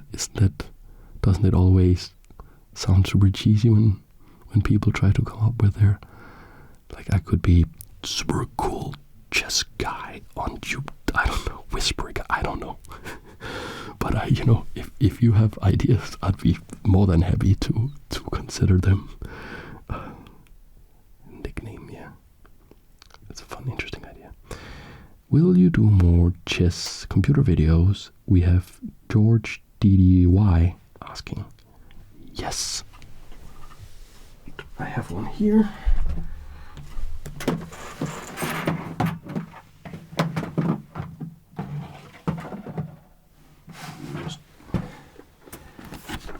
That's the newest one that I got. It's the Chess Partner 3000. I'm going to do a video with that, and I have a travel one as well. And yeah, I love doing those kind of videos. I really love doing those kind of videos, and I will do more of those. Yes, is the answer. Then we have Braden Tane, what's your favorite part about your culture / where you live? I think that you can say a lot of bad things about the Danes. They complain, they moan. You can say a lot of bad things. You can say that it's not an exotic place, like a lot of bad things you can say. But I love Denmark, and I love the Danish people. I think my favorite thing is how civil the average Danish person is, how educated the average Danish person is, and how invested everybody is part of the community in a way. Like if everybody believes in Denmark, everybody believes, like for instance, when we have political discourse in Denmark, there are a couple of really small fringe political parties that will suggest changing the basic way, the social state in Denmark.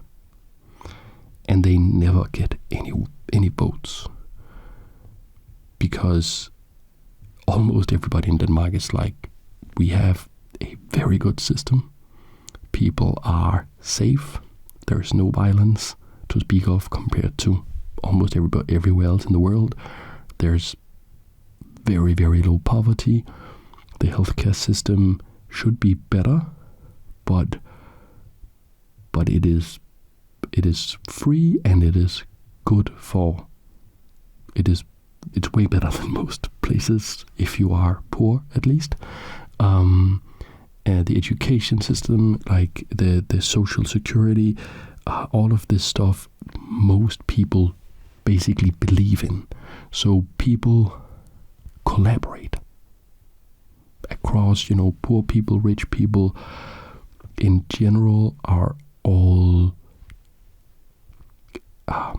It's not like you don't see very many people working against the grain of society in Denmark, and for me, that was a given. That's how it would be until I visited some other countries, where people are very alienated towards their country because their country isn't doing anything for them. So why should they do anything for their country? So that's what I like most about Denmark. I think our response during the pandemic really made me realize that. It's people complained, people moaned, there were some people getting into the conspiracy theories, but most of the critique of what the politicians were doing was sound. It was well reasoned, most of it, and when the people were raising questions, it was not out of a spite, it was not out of hate, it was out of legitimate concern. And in general, the Danish people handled the pandemic absolutely amazingly. People didn't want to stay inside and do all the annoying things with the masks and stuff, and people were wondering, did it really help or whatever, but we didn't see people not wearing masks, even though they may have believed that the masks didn't work. A lot of people didn't believe in the masks, but they wore them anyway, because that was how you signaled, we are in this together, this is what is recommended. I am not going to work against society. This is the strategy we as a society, our democratically elected leaders, have decided that we should do, and then that is what we are doing, and it worked. People complained, people moaned, but they did it, and we have had very, very few deaths due to COVID, for instance, if you compare it to some of the other Nordic countries. Anyways, then we have Mr. Tears in My Eyes. Congrats on 100k. Thank you. My question is, what ELO are you? Also, when did you start chess? I have answered that before. Then we have Wubbe van Hoy. Do you have a FIDE rating? It's a rating question. I have answered that. Lucas NP, what would your perfect day be like? And why would it be just playing chess all day? It wouldn't actually, surprisingly, be playing chess all day. I would probably play some chess on my perfect day. But I can't really tell you. I've thought about this before. I can't really tell you what my perfect day would be like.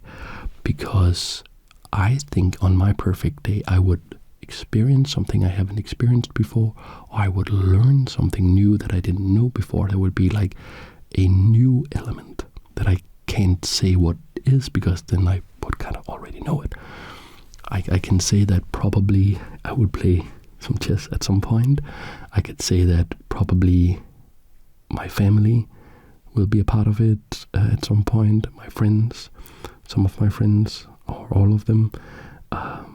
And yeah, but I can't say exactly, this is what I want, because it would also, what I want right now is based on who I am right now, what mood I'm in, how much energy I have. So what's a perfect day for me today? It's very, very different from what would be a perfect day 2 months ago or in 2 months' time. But yeah, probably play some chess at some point. Then we have Perishing Tar. Where do I send beats for your sick bars? I think I'll actually do some more kind of spoken word stuff. Bake it into some videos, try it out. But I don't need any particular beats right now. But I'll let you know if I need beats at some point. Then we have Mir Mathur, I don't know how to say this. Who taught you how to play chess? My late father did. And did your passion for it start there or later in your life? I think I answered that. But it was like a two steps. What then dot dash? What chess pieces / board do you have today? Many chess pieces and chess boards, but this one is my main one. Is there a different kind you have your eyes on in the future? No, I am very happy with this one.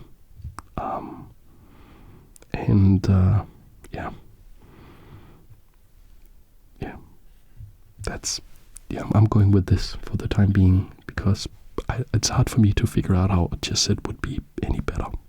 Like there's also an expensive one, but I couldn't afford it, but they gave it to me because they take the work I do in the channel, and they hope to make some sales. So yeah, so there's a small perk of being an ASMR chess creator, I guess. Then Spytor asks, did you ever think you'd get this far with YouTube? No, I dreamt of it. Sometimes I fantasized about it. I dreamt of it, I thought about it, I wished for it, but I never thought it would actually happen. And now it did, and how crazy is that? Then we have reply. I will give you a reply. What's your favorite chess computer, and what do you like / dislike about it? The favorite one that I have, that I own, is the Chess Challenger 7 from 1979, because it's just crazy that there's I have a chess computer from 1979 and it was designed in 1976. That's crazy to me, and it's beautiful and it's fun playing against. And then of course the one that I use the most, or the one that is brings me the most joy, is the Chess Up board that I have featured in many videos, where I can play. It's the one where all the squares can light up, and I can play against people online, and I can play against the AI, and it's just an absolutely amazing chess computer. It's the best chess computer ever made, basically, like a physical chess computer with a board and stuff. So that's the one that brings me the most joy. Of chess computers I don't own, my favorite one is Deep Blue, the second edition, Deeper Blue, the one that beat Kasparov in 1997, because I think it's such a pivotal moment for humanity, basically, and for AI. And what I dislike about it is that it never gave Kasparov a rematch. Because I think the fact that he lost that match made many people incorrectly assume that he was not as strong as the computer, where I actually think that the general consensus is that he was a stronger player than Deep Blue and would have won a longer match or won the rematch. In fact, 6 years later, in 2003, he played against what was at that point the strongest chess computers. They were, of course, stronger because 6 years of progress, and he drew a match 2-2 against Deep Fritz, and he drew a match 3-3 against Deep Junior 6 years later. Okay, then we have Andre. Do your family and friends know about your YouTube channel? If so, how did they find out? They do. I told them. Not all of my friends know, but my close friends do. And it's just because I told them. They asked me, what do you spend so much of your time on? Why can't we hang out so much? And I'm like, I spend something like 24 hours every week on top of my work doing this YouTube channel, or more than that. So that's why I never have any time. They say, then we have Maverick. What is your favorite chess game ever? P.S. Your videos are unmatched.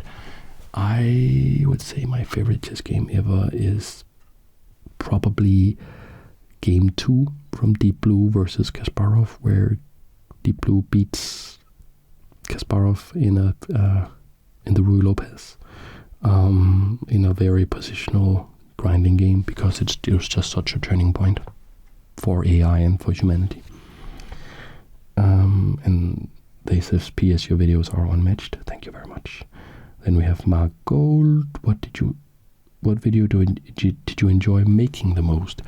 The one where the chess computer Mephisto from 1989, the one where I had to play against Stockfish via the chess board, and it was a draw, which is just unbelievable that could happen. Shouldn't be able to happen, and yet it happened. And that video was like the most mind-blowing thing I ever did. That's off the top of my head. My answer to that question. Contebula, what's your best memory related to chess? That's hard to say. I think playing my father as a kid. That's the thing I miss the most, because I can never play him again. But I guess.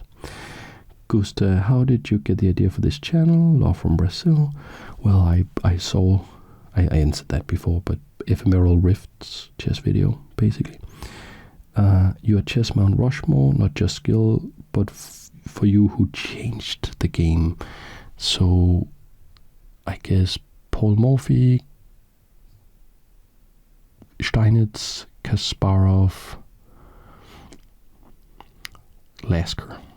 I think those are the most significant. Bobby Fischer. Maybe take Lasker out and put Bobby Fischer in there, or maybe even take Kasparov out, but he also changed the game a lot. Yeah, those are the 5 off the top of my head.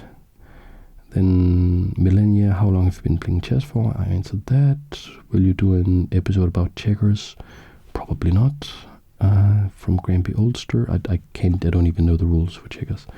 Then we have Kim123. Can you tell us a bit about your next big project? Well, yeah, the next couple of videos on openings, I'm trying to make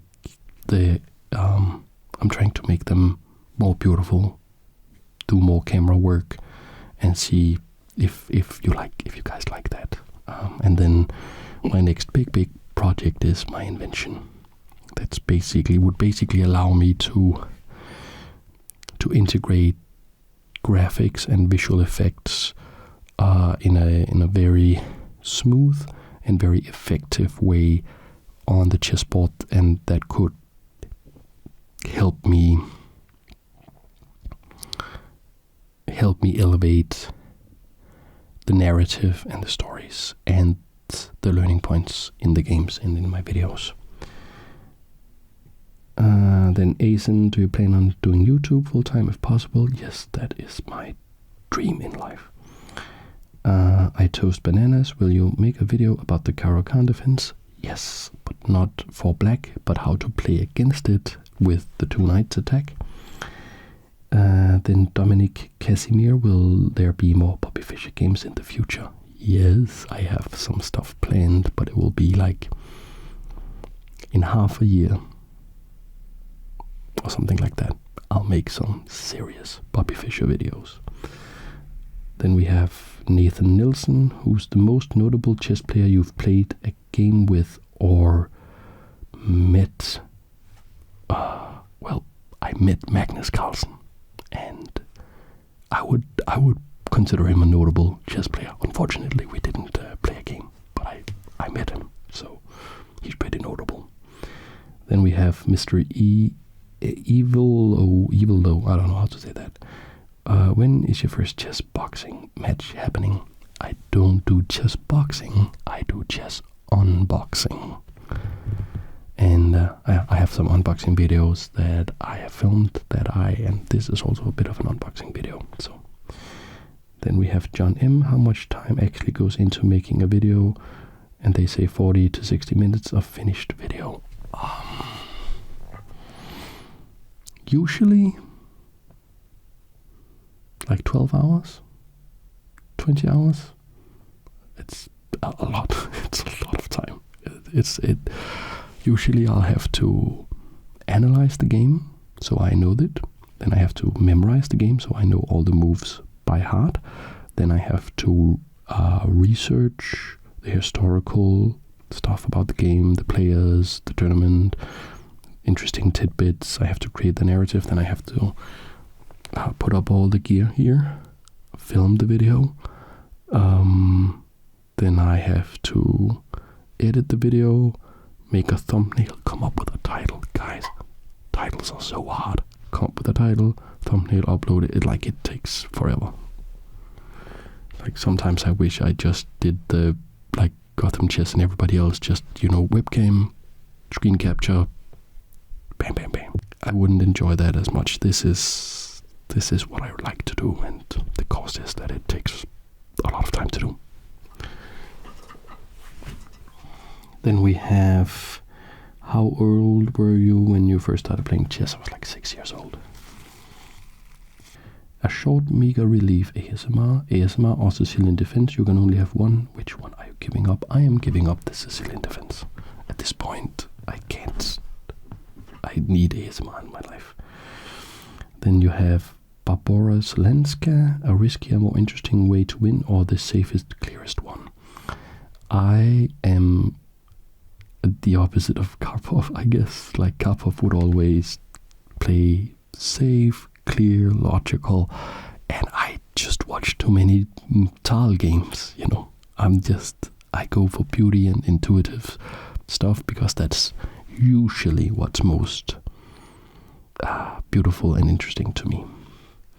Then we have personal, asks, how did you get into chess?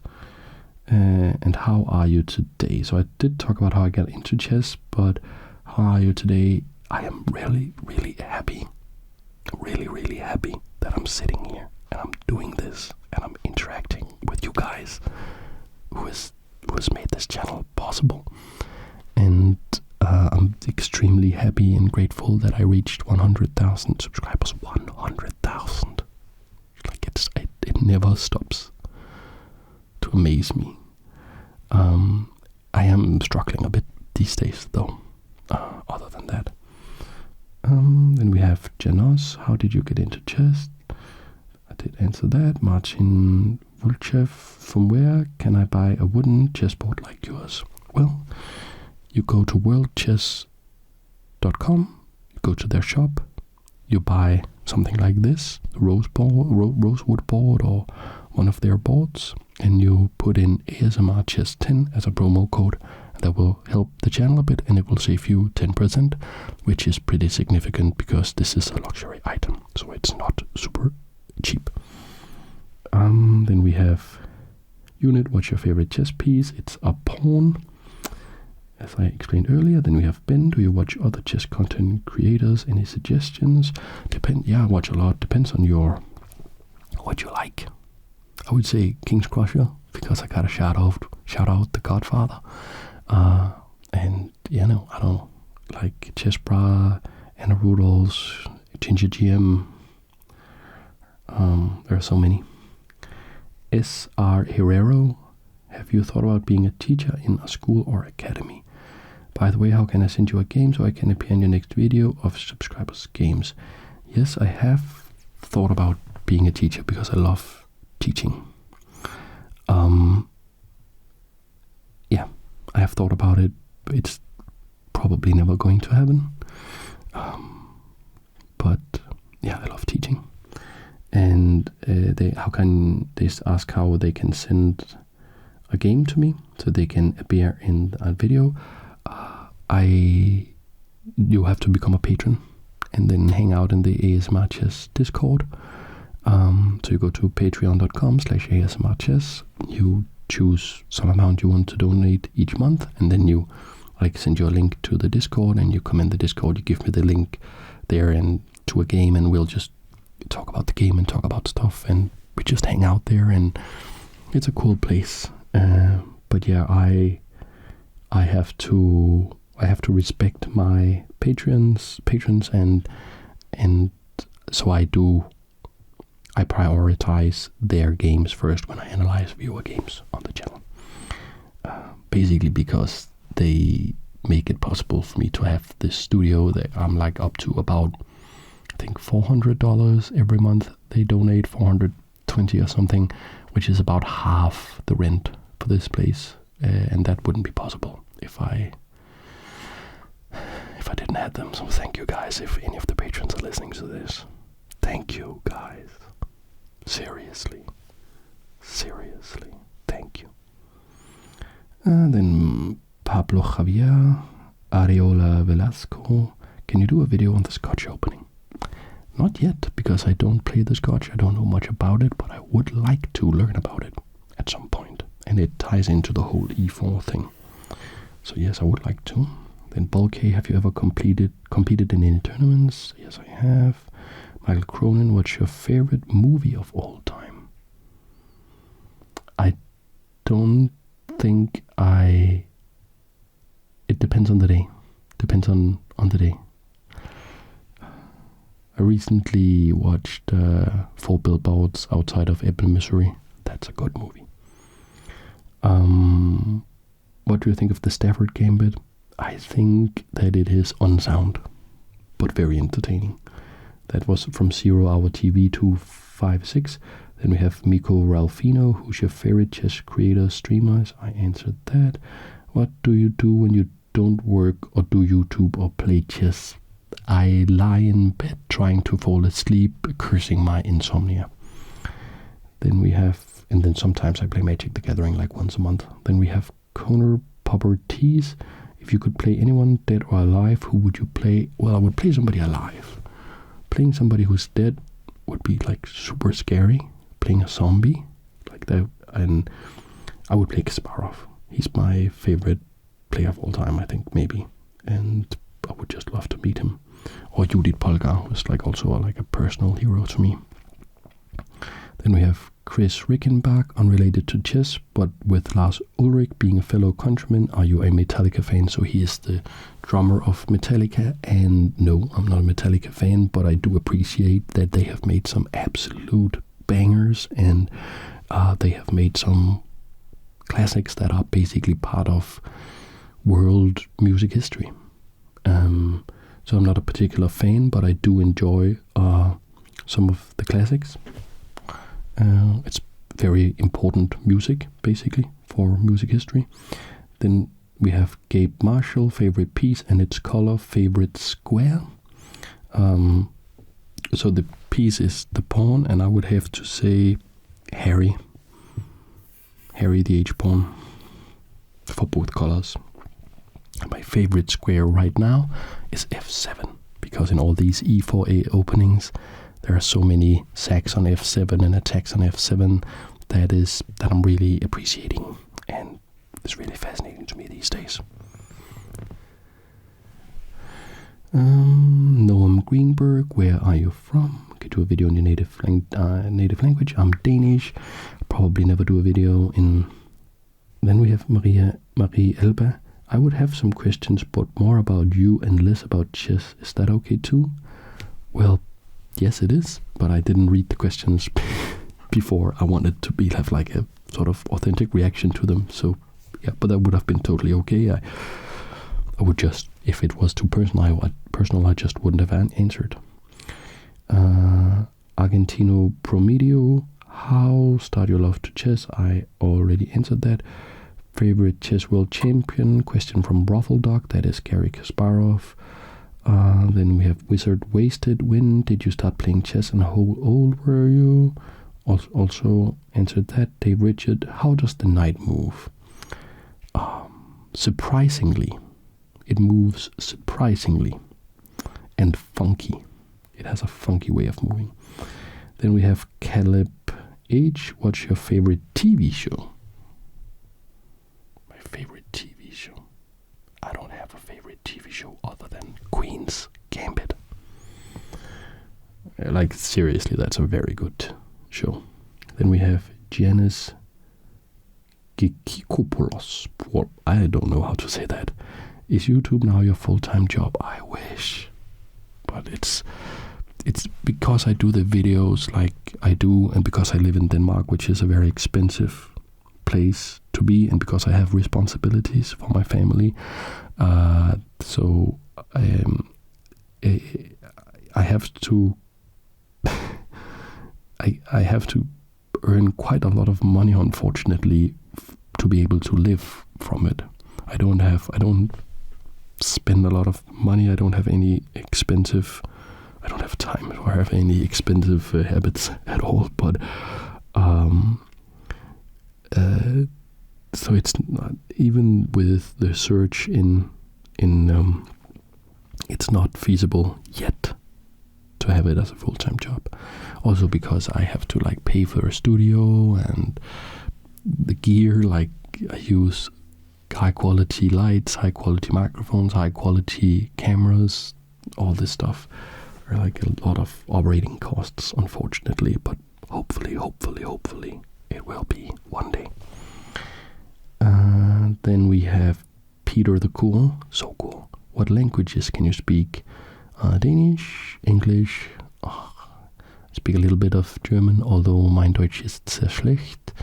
A little bit of Spanish, I could understand what people, like I could go to Spain and kind of make my way around, but other than that, none. What happened to the video about chess with no pawns? Says Dan Puliwa. I don't know how to say that. Dan. There was a video where I was doing chess with no pawns, an computer experiment, and there was a technical issue. I had to take it down, but it will be back up once I fix the technical issue. Then Muhammad Singh, what's your inspiration to make the channel in the first place? I talked about that. YOLO33, what's your over the board and online rating? I talked about that. Then Api Gaming 55 Live, what inspired you to make ASMR chess? Why don't you make normal chess videos like others? There are loads of normal chess videos. There weren't any ASMR chess videos, and I felt we needed them.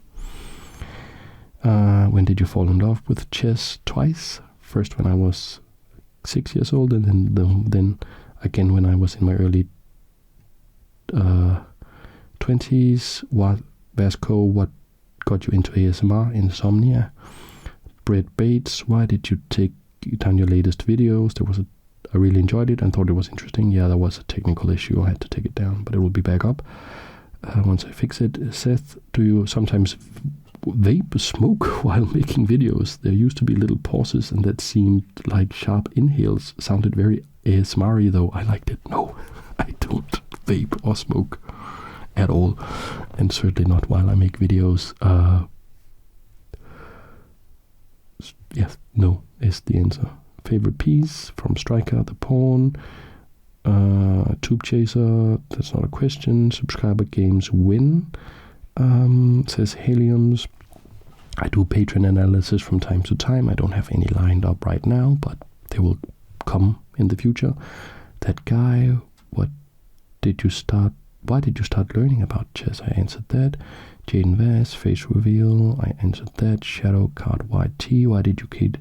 There's also answered that. Silver, face reveal. Peter van der Ven, what country are you from? Denmark. There's an ELO question. Philip Calvin, completely serious question. Alexandra or Andrea Botas? No, I am neither. I am ASMR chess. Then we have Wilpfad. Why don't you show your face? Because it would make me extremely uncomfortable. And I don't want to.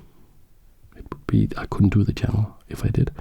Then we have Spy from Team Fortress 2. Why do you play chess? And the answer is because it is the greatest game in the world. That's the video. That was the last question. How long did we record for? 2 hours and 40 minutes? It's a long video. If you are here, if you watch to the end, you're a trooper. You're so cool. And thanks to everybody. All 130,000 of you. It's pretty close that I can make this a job, you know. If I have a double of what I have in terms of views and revenue, it will be a job. Yeah, thank you so much for watching all the videos. Thanks for subscribing. I hope I will see you in the next video. Thanks for watching.